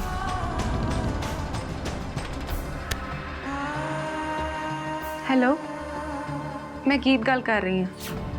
ਮੈਨੂੰ ਪਤਾ ਲੱਗ ਗਿਆ ਹੈ ਤੂੰ ਉਹੀ ਹੈ ਨਾ ਜਿਹਨੇ ਉਸ ਦਿਨ ਮੇਰੇ ਨਾਲ ਤਬਲਾ ਵਜਾਇਆ ਸੀ। हाँ जी मैं वही हाँ। ਤੇ ਤੂੰ ਨੋਸ ਘਰ ਦੀ ਨੂੰਹ ਬਣ ਗਈ ਹੈ। ਮੈਨੂੰ ਇਹ ਨਹੀਂ ਸੀ ਪਤਾ। हाँ जी मैं ਨੂੰਹ है इस घर दी, एक ਵਿਆਹੀ ਵਾਰੀ ਕੁੜੀ ਦੀ ਤੇ ਕਿਸੇ ਘਰ ਦੀ ਨੂੰਹ ਦੀ ਹੱਦ ਤਾਂ ਸਮਝਦੇ ਹੋ ਨਾ ਤੁਸੀਂ। ਹਾਂ ਹਾਂ ਇੰਨਾ ਤਾਂ ਸਮਝਦਾ ਮੈਂ ਵੀ। बस फिर आज तो मेरी ये गल मान लियो ते ਵੱਡੇ मैडम जी दी हद तो बाहर रहो। ਮੈਂ ਤਾਂ ਕਦੀ ਕੋਈ ਹੱਦ ਨਹੀਂ ਟੱਪੀ ਤੇ ਨਾ ਹੀ ਕਦੀ ਟੱਪਾਂਗਾ। ਮੇਰੇ ਦਿਲ 'ਚ ਤਾਂ ਤੇਰੀ ਸੱਸ ਵਾਸਤੇ ਬਹੁਤ ਸ਼ਰਧਾ ਹੈ ਗੀਤ, ਤੇ ਹੁਣ ਵੀ ਮੈਂ ਇੱਕ ਖਾਸ ਗੱਲ ਕਰਕੇ ਹੀ ਫੋਨ ਕੀਤਾ ਸੀਗਾ। ਕਿਹੜੀ ਗੱਲ? ਤੈਨੂੰ ਪਤਾ ਹੀ ਹੈ ਨਾ ਗੀਤ, ਉਸ ਦਿਨ ਤਾਨਿਆ ਮੇਰੇ ਦਿੱਤੇ ਸਾਰੇ ਸੂਟ ਵਾਪਸ ਕਰ ਗਈ, ਪਰ ਉਹਨੇ ਬੜਾ ਬੁਰਾ ਭਲਾ ਵੀ ਬੋਲਿਆ ਮੈਨੂੰ। ਮੈਂ ਸ਼ਿਕਾਇਤ ਨਹੀਂ ਕਰ ਰਿਹਾ, ਪਰ ਦੁਖੀ ਜ਼ਰੂਰ ਹੋਇਆ। ਤਾਂ ਹੀ ਤਾਂ ਮੈਂ ਬਾਰ-ਬਾਰ ਫੋਨ ਕਰਨ ਦੀ ਗਲਤੀ ਕੀਤੀ। ਪਰ ਤੁਸੀਂ ਫੋਨ ਕਰਕੇ ਕਿਹੜੀ ਗੱਲ ਕਰਨਾ ਚਾਹੁੰਦੇ ਸੀ? ਦੇਖ ਗੀਤ, ਮੇਰਾ ਮਹਿਰਾ ਉਸ ਨਾਲ ਤੇ ਕੋਈ ਲੈਣਾ ਦੇਣਾ ਨਹੀਂ ਹੈ ਤੇ ਨਾ ਹੀ ਜਸਲੀਨ ਜੀ ਨਾਲ ਕੋਈ ਰਿਸ਼ਤਾ ਹੈ ਮੇਰਾ। ਪਰ ਤਾਨੀਆ ਬੱਚੀ ਹੈ, ਉਹ ਮੇਰੀ ਧੀਆਂ ਵਰਗੀ ਹੈ ਤੇ ਮੈਨੂੰ ਡਰ ਹੈ ਕਿ ਮੇਰੀ ਇਹ ਧੀ ਕਿਤੇ ਗਵਾਚ ਨਾ ਜਾਏ। ਉਹਨੂੰ ਸ਼ਾਇਦ ਆਪ ਵੀ ਨਹੀਂ ਪਤਾ, ਉਹਦਾ ਆਪਣੇ ਆਪ ਤੇ ਕੋਈ ਕਾਬੂ ਨਹੀਂ ਹੈ। ਤੂੰ ਉਹਨੂੰ ਸਮਝਾਈ ਗੀਤ, ਉਹਨੂੰ ਕਹੀਂ ਕਿ ਉਹ ਥੋੜਾ ਆਪਣੀ ਹੱਦ ਵਿੱਚ ਰਹੇ। ਬਸ ਮੈਂ ਤੈਨੂੰ ਇਹੀ ਕਹਿਣਾ ਸੀ, ਬਾਕੀ ਤੂੰ ਆਪ ਸਿਆਣੀ ਹੈ। ਤੁਸੀਂ ਫਿਕਰ ਨਾ ਕਰੋ, ਤਾਨਿਆ ਕਿਤੇ ਨਹੀਂ ਗਵਾਚਣ ਲੱਗੀ। ਮੈਂ ਉਹਨੂੰ ਸਾਂਭ ਲਵਾਂਗੀ। ਤੁਸੀਂ ਬਸ ਆਪਣੇ ਆਪ ਨੂੰ ਸੰਭਾਲੋ ਤੇ ਮੇਰੀ ਗੱਲ ਯਾਦ ਰੱਖਿਓ, ਇੱਥੇ ਫੋਨ ਨਾ ਕਰਿਓ। ਮੈਨੂੰ ਯਾਦ ਰਹੇਗੀ ਤੇ ਮੈਂ ਤੈਨੂੰ ਇਹ ਗੱਲ ਕਹਿਣਾ ਚਾਹੁੰਦਾ, ਤੂੰ ਇੱਕ ਬਹੁਤ ਚੰਗੀ ਨੂੰਹ ਹੈ ਤੇ ਮੇਰਾ ਆਸ਼ੀਰਵਾਦ ਹਮੇਸ਼ਾ ਤੇਰੇ ਨਾਲ ਹੈ। ਸ਼ੁਕਰੀਆ, ਬਹੁਤ ਬਹੁਤ ਸ਼ੁਕਰੀਆ। ਮੈਂ ਤਾਂ ਅਜੇ ਤੱਕ ਤੈਨੂੰ ਤੇਰੇ ਵਿਆਹ ਦਾ ਵੀ ਕੋਈ ਤੋਹਫਾ ਨਹੀਂ ਦਿੱਤਾ ਨਾ। ਨਹੀਂ ਨਹੀਂ, ਮੈਨੂੰ ਕੋਈ ਤੋਹਫਾ ਨਹੀਂ ਚਾਹੀਦਾ। ਪਰ ਇਹ ਤਾਂ ਰਸਮੋ ਰਿਵਾਜ ਨੇ ਗੀਤ। ਕੋਈ ਗੱਲ ਨਹੀਂ ਜੀ, ਜਦੋਂ ਮੈਨੂੰ ਤੋਹਫੇ ਦੀ ਲੋੜ ਹੋਏਗੀ ਮੈਂ ਆਪੇ ਲੈ ਲਵਾਂਗੀ। ਤੁਹਾਨੂੰ ਬਸ ਮੇਰੀ ਇੱਕੋ ਹੀ ਬੇਨਤੀ ਹੈ, ਤੁਸੀਂ ਇੱਥੇ ਫੋਨ ਨਾ ਕਰਨਾ ਕਦੇ ਵੀ ਨਹੀਂ, ਚਾਹੇ ਕੁਝ ਵੀ ਹੋ ਜਾਵੇ, ਕਿਉਂਕਿ ਇਹਦੇ ਨਾਲ ਮੇਰੇ ਸਹੁਰਾ ਸਾਹਿਬ ਜੀ ਦਾ ਦਿਲ ਦੁਖਦਾ ਹੈ। ਉਹਨਾਂ ਨੂੰ ਧੌਣ ਉੱਚੀ ਕਰਨ ਦੀ ਆਦਤ ਹੈ ਨਾ, ਇਸ ਕਰਕੇ ਉਹਨਾਂ ਦਾ ਦਿਲ ਬਹੁਤ ਜਲਦੀ ਦੁਖ ਜਾਂਦਾ ਹੈ ਤੇ ਮੈਂ ਆਪਣੇ ਸਹੁਰਾ ਸਾਹਿਬ ਨੂੰ ਦੁਖੀ ਕਦੀ ਨਹੀਂ ਦੇਖ ਸਕਦੀ, ਕਦੇ ਵੀ ਨਹੀਂ। ਬਹੁਤ ਸਿਆਣੀ ਕੁੜੀ ਹੈ ਗੀਤ, ਤੂੰ ਖੁਸ਼ ਰਹਿ। ਰੱਬ ਮਿਹਰ ਰੱਖੇ ਤੇਰੇ ਉੱਤੇ। ਚੱਲ ਫੋਨ ਰੱਖਦਾ ਹੁਣ ਮੈਂ।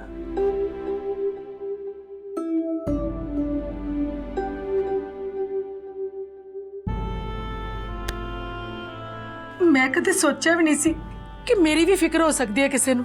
ਤੁਸੀਂ ਰੋਂਦੇ ਕਿਉਂ ਪਏ ਹੋ ਵੱਡੇ ਮੈਡਮ ਜੀ? ਤੁਹਾਨੂੰ ਪਤਾ ਤੁਸੀਂ ਰੋਂਦੇ ਰੋਂਦੇ ਬਿਲਕੁਲ ਨਹੀਂ ਚੰਗੇ ਲੱਗਦੇ। ਦੇਖਿਓ ਆਪਣੇ ਆਪ ਨੂੰ, ਬਿਲਕੁਲ ਰੋਂਦੇ ਦੀ ਸ਼ਕਲ ਲੱਗਦੀ ਤੁਹਾਡੀ।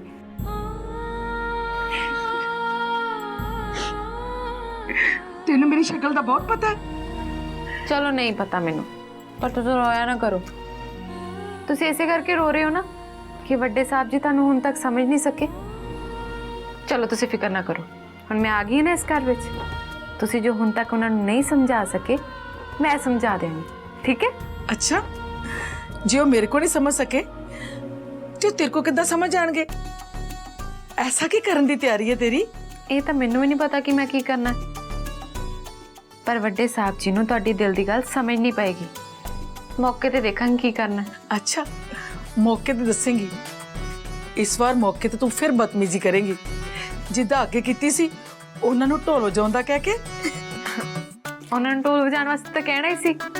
ਹੁਣ ਉਹਨਾਂ ਦੀ ਨੂੰਹ ਹਰ ਸਾਜ਼ ਵਜਾ ਲੈਂਦੀ ਹੈ ਤੇ ਸਹੁਰੇ ਦਾ ਵੀ ਤਾਂ ਇੰਨਾ ਕੁ ਹੋਣਾ ਚਾਹੀਦਾ ਕਿ ਉਹ ਵੀ ਕੋਈ ਧਮਾਲ ਵਜਾ ਸਕਣ, ਹੈ ਨਾ?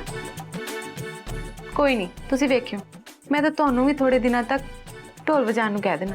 ਬਸ ਇਹੋ ਕੰਮ ਰਹਿ ਗਿਆ ਸੀ ਮੇਰੇ ਕਰਨ ਵਾਲਾ ਜਿਹੜਾ ਮੈਂ ਸਾਰੀ ਉਮਰ ਨਹੀਂ ਕੀਤਾ। ਦੱਸ ਢੋਲ ਵਜਾਉਣਾ ਕੋਈ ਮਜ਼ਾਕ ਹੈ? ਮੈਂ ਕਦੋਂ ਕਿਹਾ ਢੋਲ ਵਜਾਉਣਾ ਮਜ਼ਾਕ ਹੈ? ਢੋਲ ਤਾਂ ਮੈਂ ਤੁਹਾਨੂੰ ਸਿਖਾਵਾਂਗੀ, ਫੇਰ ਦੇਖਿਓ ਤੁਹਾਡੇ ਹੱਥ ਕਿੱਦਾਂ ਚੱਲਦੇ ਢੋਲ ਦੇ ਡਗੇ ਤੇ। ਹੱਥਾਂ ਤੇਰਿਆਂ ਦੀ ਬਰਕਤ ਤਾਂ ਮੈਂ ਇਸ ਘਰ ਵਿੱਚ ਆਉਂਦਿਆਂ ਦੇਖ ਲਈ ਸੀ ਗੀਤ। ਅੱਜ ਮੈਂ ਇੰਨੀ ਖੁਸ਼ ਹਾਂ ਕਿ ਜਿੰਨੀ ਮੈਂ ਅੱਜ ਤੱਕ ਨਹੀਂ ਹੋਈ। ਤੁਸੀਂ ਝੂਠ ਨਾ ਬੋਲੋ, ਖੁਸ਼ ਨਹੀਂ ਹੋਏ ਕਦੀ। ਐਦਾਂ ਥੋੜਾ ਨਾ ਖੁਸ਼ ਹੁੰਦਾ ਬੰਦਾ ਕੋਈ। ਜਦੋਂ ਬੰਦਾ ਖੁਸ਼ ਹੋਵੇ ਉਹ ਇੱਧਰ ਰੋਂਦਾ ਥੋੜਾ ਨਾ ਹੈ। ਲੈ ਤੂੰ ਤੇ ਕਮਲੀ ਹੈ। ਜਦੋਂ ਬੰਦਾ ਹੱਦ ਤੋਂ ਵੱਧ ਖੁਸ਼ ਹੁੰਦਾ ਹੈ ਨਾ ਤੇ ਉਹਦੀਆਂ ਅੱਖਾਂ ਗਿੱਲੀਆਂ ਹੋ ਹੀ ਜਾਂਦੀਆਂ ਨੇ। ਇਹ ਤੇ ਖੁਸ਼ੀ ਦੇ ਹੰਝੂ ਨੇ ਕਮਲੀਏ, ਤੂੰ ਨਹੀਂ ਸਮਝੇਂਗੀ। ਕੀ ਨਹੀਂ ਸਮਝਾਂਗੀ ਮੈਂ? ਤੁਸੀਂ ਦੱਸੋ ਤਾਂ ਸਹੀ। ਮੈਂ ਤੈਨੂੰ ਕੀ ਦੱਸਾਂ, ਮੈਂ ਤੇ ਦੱਸ ਵੀ ਨਹੀਂ ਸਕਦੀ। ਮੈਂ ਅੱਜ ਇੰਨੀ ਖੁਸ਼ ਹਾਂ, ਇੰਨੇ ਸਾਲਾਂ ਵਿੱਚ ਮੈਂ ਜੋ ਨਹੀਂ ਨਾ ਕਰ ਸਕੀ ਉਹ ਤਾਂ ਇਸ ਘਰ ਵਿੱਚ ਆਉਂਦਾ ਹੀ ਕਰ ਦਿੱਤਾ। ਮੰਮੀ ਜੀ ਨੂੰ ਮੈਂ ਸਾਰਿਆਂ ਦੇ ਵਿੱਚ ਡਾਈਨਿੰਗ ਟੇਬਲ ਤੇ ਖਾਣਾ ਖਾਂਦਿਆਂ ਤੇ ਨਹੀਂ ਦੇਖਿਆ, ਪਰ ਮੈਨੂੰ ਤੇ ਸੁਣ ਕੇ ਚਾਅ ਚੜ ਗਿਆ। ਮੈਂ ਅੱਜ ਬਹੁਤ ਖੁਸ਼ ਹਾਂ ਗੀਤ ਕਿ ਮੈਂ ਤੈਨੂੰ ਦੱਸ ਨਹੀਂ ਸਕਦੀ। ਵੱਡੀ ਮੈਡਮ ਜੀ, ਵੈਸੇ ਵੇਖਿਆ ਮੈਂ ਤੁਹਾਡੇ ਆਦਮੀ ਤੇ ਤੀਵੀਆਂ 'ਚ ਬਣਦੀ ਨਹੀਂ ਬਹੁਤਾ। ਇੱਥੇ ਤੁਹਾਨੂੰ ਇੰਨਾ ਚਾਅ ਚੜਿਆ ਤੇ ਉੱਥੇ ਵੱਡੇ ਸਾਹਿਬ ਜੀ ਥੱਲੇ ਰੌਲਾ ਪਾਈ ਬੈਠੇ ਨੇ ਕਿ ਮੈਂ ਤੇ ਦਾਦੀ ਮਾਂ ਨੇ ਇੱਕੋ ਮੇਜ਼ ਤੇ ਬਹਿ ਕੇ ਰੋਟੀ ਨਹੀਂ ਖਾਣੀ। ਇੱਕ ਦੂਜੇ ਤੋਂ ਪੁੱਠੇ ਪਾਸੇ ਚੱਲਦੇ ਤੁਸੀਂ ਦੋਵੇਂ ਵੀ। ਉਹਨਾਂ ਦੀ ਕਿਹੜੀ ਗੱਲ ਹੈ? ਉਹਨਾਂ ਦਾ ਵਸ ਚੱਲੇ ਤੇ ਸਾਰੀ ਦੁਨੀਆ ਤੋਂ ਪੁੱਠੇ ਪਾਸੇ ਹੋ ਕੇ ਚੱਲਣ ਤੇ ਜਾਂ ਸਾਰੀ ਦੁਨੀਆ ਨੂੰ ਆਪਣੇ ਹਿਸਾਬ ਨਾਲ ਚਲਾ ਲੈਣ। ਹਾਂ, ਸ਼ੇਰ ਬਣਦੇ ਨੇ ਬੜੇ ਉਹ। ਪਰ ਦੇਖਿਓ, ਇਸ ਸ਼ੇਰ ਨੂੰ ਤੇ ਆਪਣੀ ਗਾਂ ਵਰਗੀ ਦਾਦੀ ਮਾਂ ਨੂੰ ਇੱਕੋ ਘਰ 'ਚ ਪਾਣੀ ਨਾ ਪਿਆ ਤੇ ਮੈਂ ਵੀ ਤੁਹਾਡੀ ਨੂੰਹ ਨਹੀਂ, ਠੀਕ ਹੈ ਨਾ? ਸ਼ੇਰ ਕਿਸੇ ਦੇ ਕਹੇ ਤੇ ਪਾਣੀ ਨਹੀਂ ਪੀਂਦੇ ਗੀਤ, ਉਹ ਤਾਂ ਮਾਸ ਖਾਂਦੇ ਨੇ। ਤੇ ਦੇਖੀ ਕਿਤੇ ਤੂੰ ਇਸ ਸ਼ੇਰ ਦੇ ਗੁੱਸੇ ਦਾ ਸ਼ਿਕਾਰ ਨਾ ਹੋ ਜਾਈਂ। ਸ਼ੁਕਰ ਮੈਂ ਤੁਹਾਨੂੰ ਇੰਨਾ ਖੁੱਲ ਕੇ ਹੱਸਦੇ ਤਾਂ ਦੇਖਿਆ, ਨਹੀਂ ਤਾਂ ਮੈਂ ਹੁਣ ਤੱਕ ਤੁਹਾਡੇ ਸਿਰ ਤੇ ਪਰੇਸ਼ਾਨੀਆਂ ਹੀ ਦੇਖੀਆਂ। ਪਰੇਸ਼ਾਨ ਤੇ ਮੈਂ ਅੱਜ ਵੀ ਹਾਂ ਗੀਤ। ਇਹ ਤੇ ਤੇਰੀਆਂ ਗੱਲਾਂ ਸੁਣ ਕੇ ਮੈਂ ਥੋੜੀ ਦੇਰ ਲਈ ਆਪਣੀ ਪਰੇਸ਼ਾਨੀ ਭੁੱਲ ਗਈ ਸੀ। ਕੋਈ ਗੱਲ ਨਹੀਂ, ਹੁਣ ਤੁਹਾਨੂੰ ਆਪਣੀ ਪਰੇਸ਼ਾਨੀਆਂ ਭੁੱਲਣ ਦੀ ਲੋੜ ਹੀ ਨਹੀਂ, ਕਿਉਂਕਿ ਮੈਂ ਤੁਹਾਡੀਆਂ ਸਾਰੀਆਂ ਪਰੇਸ਼ਾਨੀਆਂ ਦੂਰ ਕਰ ਦੇਣੀਆਂ ਔਰ ਇਹਦੀ ਸ਼ੁਰੂਆਤ ਅੱਜ ਤੋਂ ਹੀ ਹੋਏਗੀ। ਪਰ ਤੁਸੀਂ ਨਾ ਮੇਰੇ ਨਾਲ ਇੱਕ ਵਾਅਦਾ ਕਰੋ। ਵਾਅਦਾ? ਕਿਹੜਾ ਵਾਅਦਾ? ਬਸ ਤੁਸੀਂ ਵਾਅਦਾ ਕਰੋ ਕਿ ਮੈਂ ਜੋ ਵੀ ਕਹਾਂਗੀ ਤੁਸੀਂ ਟਾਲੋਗੇ ਨਹੀਂ ਮੇਰੀ ਗੱਲ ਨੂੰ। ਹਾਂ ਠੀਕ ਹੈ, ਮੈਂ ਵਾਅਦਾ ਕਰਦੀ ਹਾਂ। ਤੂੰ ਦੱਸ ਤੇ ਸਹੀ ਕੀ ਗੱਲ ਹੈ? ਤੁਸੀਂ ਨਾ ਆਪਣੇ ਆਪ ਨੂੰ ਇਸ ਕਮਰੇ 'ਚ ਕੈਦ ਨਾ ਕਰੋ, ਬਾਹਰ ਨਿਕਲੋ। ਤੂੰ ਤੇ ਇੰਜ ਕਹਿ ਰਹੀ ਹੈ ਗੀਤ ਜਿੱਦਾਂ ਇਹ ਕੈਦ ਮੈਂ ਆਪ ਸਹੇੜੀ ਹੋਵੇ। ਮੈਨੂੰ ਪਤਾ ਹੈ ਵੱਡੀ ਮੈਡਮ ਜੀ, ਪਹਿਲਾਂ ਤੁਹਾਨੂੰ ਤਾਨਿਆਂ ਨੇ ਮਜਬੂਰ ਕੀਤਾ ਸੀ ਇਸ ਕੈਦ ਵਿੱਚ ਰਹਿਣ ਲਈ, ਪਰ ਤਾਨਿਆ ਤਾਂ ਵੱਡੇ ਸਾਹਿਬ ਜੀ ਦੀ ਧੀ ਹੈ ਨਾ। ਹੁਣ ਉਹ ਵੀ ਤਾਂ ਤੁਹਾਨੂੰ ਜਾਂਦੇ ਜਾਂਦੇ ਕਹਿ ਕੇ ਗਏ ਨੇ ਕਿ ਤੁਹਾਨੂੰ ਤਾਨਿਆ ਦਾ ਦਿੱਤਾ ਵਾਅਦਾ ਨਿਭਾਉਣ ਦੀ ਲੋੜ ਨਹੀਂ ਹੈ। ਇਹਦਾ ਦਿਨ ਰਾਤ ਕਮਰੇ 'ਚ ਰਹੋਗੇ ਤੇ ਵੱਡੇ ਸਾਹਿਬ ਜੀ ਨੂੰ ਤੁਹਾਡੇ ਤੇ ਸ਼ੱਕ ਕਰਨ ਦਾ ਮੌਕਾ ਮਿਲ ਜਾਣਾ। ਉਹਨਾਂ ਨੂੰ ਇਹ ਮੌਕਾ ਨਾ ਦਿਓ ਵੱਡੀ ਮੈਡਮ ਜੀ। ਤੇਰੀ ਗੱਲ ਤੇ ਠੀਕ ਹੈ, ਮੈਨੂੰ ਇਸ ਕਮਰੇ ਵਿੱਚੋਂ ਬਾਹਰ ਨਿਕਲਣ ਲਈ ਜੇਕੇ ਸਾਹਿਬ ਤਾਂ ਕਹਿ ਗਏ ਨੇ, ਪਰ ਮੈਂ ਇਸ ਕਮਰੇ ਵਿੱਚ ਤਾਂ ਤਾਨੀਆ ਦੇ ਵਾਅਦੇ ਕਰਕੇ ਬੈਠੀ ਆ ਨਾ। ਕੋਈ ਗੱਲ ਨਹੀਂ, ਜੇ ਤਾਨਿਆ ਤੁਹਾਡੀ ਧੀ ਹੈ ਤੇ ਮੈਂ ਵੀ ਤਾਂ ਤੁਹਾਡੀ ਨੂੰਹ ਆ ਨਾ। ਨੂੰਹ ਤੇ ਧੀ ਵਿੱਚ ਫਰਕ ਨਾ ਕਰੋ। ਪਹਿਲਾਂ ਤੁਸੀਂ ਆਪਣੀ ਧੀ ਦਾ ਵਾਅਦਾ ਨਿਭਾਇਆ ਨਾ, ਤੇ ਹੁਣ ਆਪਣੀ ਨੂੰਹ ਦਾ ਵਾਅਦਾ ਵੀ ਨਿਭਾਓ ਵੱਡੇ ਮੈਡਮ ਜੀ। ਪਰ ਜੇਕੇ ਸਾਹਿਬ ਤਾਂ ਮੇਰੀ ਸ਼ਕਲ ਵੇਖ ਕੇ ਰਾਜੀ ਨਹੀਂ। ਤੇ ਮੈਂ ਕਿਹੜਾ ਤੁਹਾਨੂੰ ਵੱਡੇ ਸਾਹਿਬ ਜੀ ਨਾਲ ਉਹਨਾਂ ਦੇ ਕਮਰੇ 'ਚ ਰਹਿਣ ਨੂੰ ਕਹਿ ਰਹੀ ਹਾਂ। ਘੱਟੋ ਘੱਟ ਇਸ ਕਮਰੇ 'ਚ ਤਾਂ ਨਾ ਰਹੋ, ਬਾਹਰ ਆਣਾ ਜਾਣਾ ਸ਼ੁਰੂ ਕਰੋ। ठीक है गीत, मैं तेरे नाल वादा करदी हां कि मैं इस कमरे विचों बाहर आया जाया करांगी।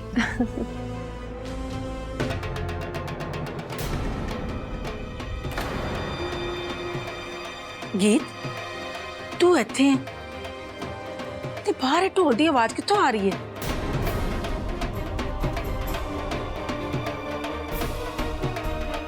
हाँ जी वड्डे मैडम जी, हुण कौन ढोल बजान लग गया? तुसी रुको, मैं देख के आनी हूँ।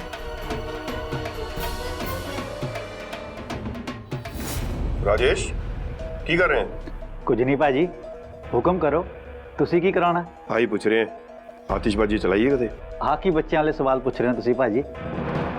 आतिशबाजी तो छोटे छोटे बच्चे चलाते ने। मैं बच्चों वाली आतिशबाजी बारे नहीं गल कर रहा हैगा, मैं वड्डी आतिशबाजी की गल करदा है ਜਿਹੜੇ ਵੱਡੇ ਵੱਡੇ प्रोग्राम च चलाई जाती है। कोई गल नहीं प्रशांत भाजी, वो भी चला लांगे, पर हुण किहड़ा बड़ा प्रोग्राम आने वाला है? तेनू नहीं पता जेके भाजी का जन्मदिन है? ओ हाँ हाँ, मैं तो चेते ही भुल गया सी कि जेके भाजी का जन्मदिन है।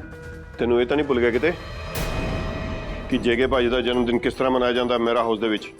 नहीं नहीं भाजी, मैनू सब पता है, जेके भाजी नू आतिशबाजी का बहुत शौक है। शौक ही नहीं, उन्होंने जन्म भी दिवाली वाले दिन होया सी ते ऐसे करके आतिशबाजी भी पूरी दिवाली वांग मनाई जाती है मेरा हाउस दे विच। हाँ हाँ, हर साल ऐदा ही होंदा है।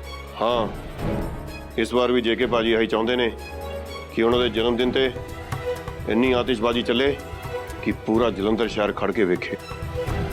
आतिशबाजी का इंतजाम करना हुण तेरी जिम्मेवारी है, समझ गया ना? ते आतिशबाजी इदां दी होवे जगबुझ करी जावे ते धमाके का भी पता लगे एक बार सारिਆਂ ਨੂੰ। ਇਹ ਢੋਲ आखिर ਵੱਜਦਾ ਕਿੱਥੇ ਪਿਆ? ਮੇਰੇ ਤੋਂ ਬਗੈਰ ਤਾਂ ਸਿਰਫ ਪਾਪਾ ਜੀ ਨੇ ਜਿਹੜੇ ਢੋਲ ਵਜਾ ਸਕਦੇ ਨੇ। ਪਰ ਪਾਪਾ ਜੀ ਢੋਲ ਕਿਉਂ ਵਜਾ ਰਹੇ ਨੇ? ਪਾਪਾ ਜੀ ਨੂੰ ਤਾਂ ਡਾਕਟਰ ਨੇ ਮਨਾ ਕੀਤਾ ਹੈ ਨਾ ਕਿ ਉਹ ਢੋਲ ਨਹੀਂ ਵਜਾਣਗੇ। मैं तो इंतजाम कर दांगा प्रशांत भाजी, पर आतिशबाजी विच हुंदा तां बारूद ही है ना। बहुते बड़े पटाके खतरनाक हो सकते हैं भाजी। क्यों, डर लगदा तेनू? डरन वाली गल नहीं है प्रशांत भाजी, पर कोई एक्सीडेंट हो सकता है, कोई जख्मी हो सकता है। कदे कदे तो मैनू हैरानी होंदी है कि असीं दोवें इस घर दे जवाई किवें बन गए। एक तो तू जख्मी होने तो भी डरदा है ते दूजा मैं तो इन्ना चाहना है कि पटाखियां दे विच इन्ना क बारूद होवे कि किसी दी जान भी ले लीती जावे। तुसी ਇਹ ਜੇ ਸ਼ਗਨ ਦੇ ਮਾਹੌਲ ਵਿੱਚ ਰੰਗ ਵਿੱਚ ਭੰਗ ਪਾਉਣ ਵਾਲੀ ਗੱਲ ਕਰਦੇ ਪਏ ਹੋ। ਤੁਸੀਂ ਨਹੀਂ ਸਮਝੋਗੇ ਰਜੇਸ਼ ਜੀ, ਤੁਸੀਂ ਬਸ ਆਤਿਸ਼ਬਾਜ਼ੀ ਦਾ ਇੰਤਜ਼ਾਮ ਕਰੋ। ਉਹਦਾ ਲੋਕਾਂ ਨੂੰ ਮਹਿਰਾ ਹਾਊਸ 'ਚ ਆਤਿਸ਼ਬਾਜ਼ੀ ਦੇਖਣ ਦਾ ਮੌਕਾ ਹਰ ਸਾਲ ਮਿਲਦਾ ਹੈ, ਪਰ ਇਸ ਵਾਰ ਕੁਝ ਖਾਸ ਹੋਣਾ ਚਾਹੀਦਾ ਹੈ, ਬਹੁਤ ਖਾਸ। ਤੇ ਉਹਦੇ ਲਈ ਵੱਡੇ ਭਾਈ ਸਾਹਿਬ ਦੇ ਜਨਮ ਦਿਨ ਤੋਂ ਵਧੀਆ ਮੌਕਾ ਹੋਰ ਕਿਹੜਾ ਹੋ ਸਕਦਾ ਹੈ ਭਲਾ? ਨਾਲੇ ਇਸ ਵਾਰ ਤੇ ਉਹਨਾਂ ਦੇ ਜਨਮ ਦਿਨ ਵਾਲੇ ਦਿਨ ਮੱਸਿਆ ਵੀ ਏ, ਪਤਾ ਹੈ ਤੁਹਾਨੂੰ?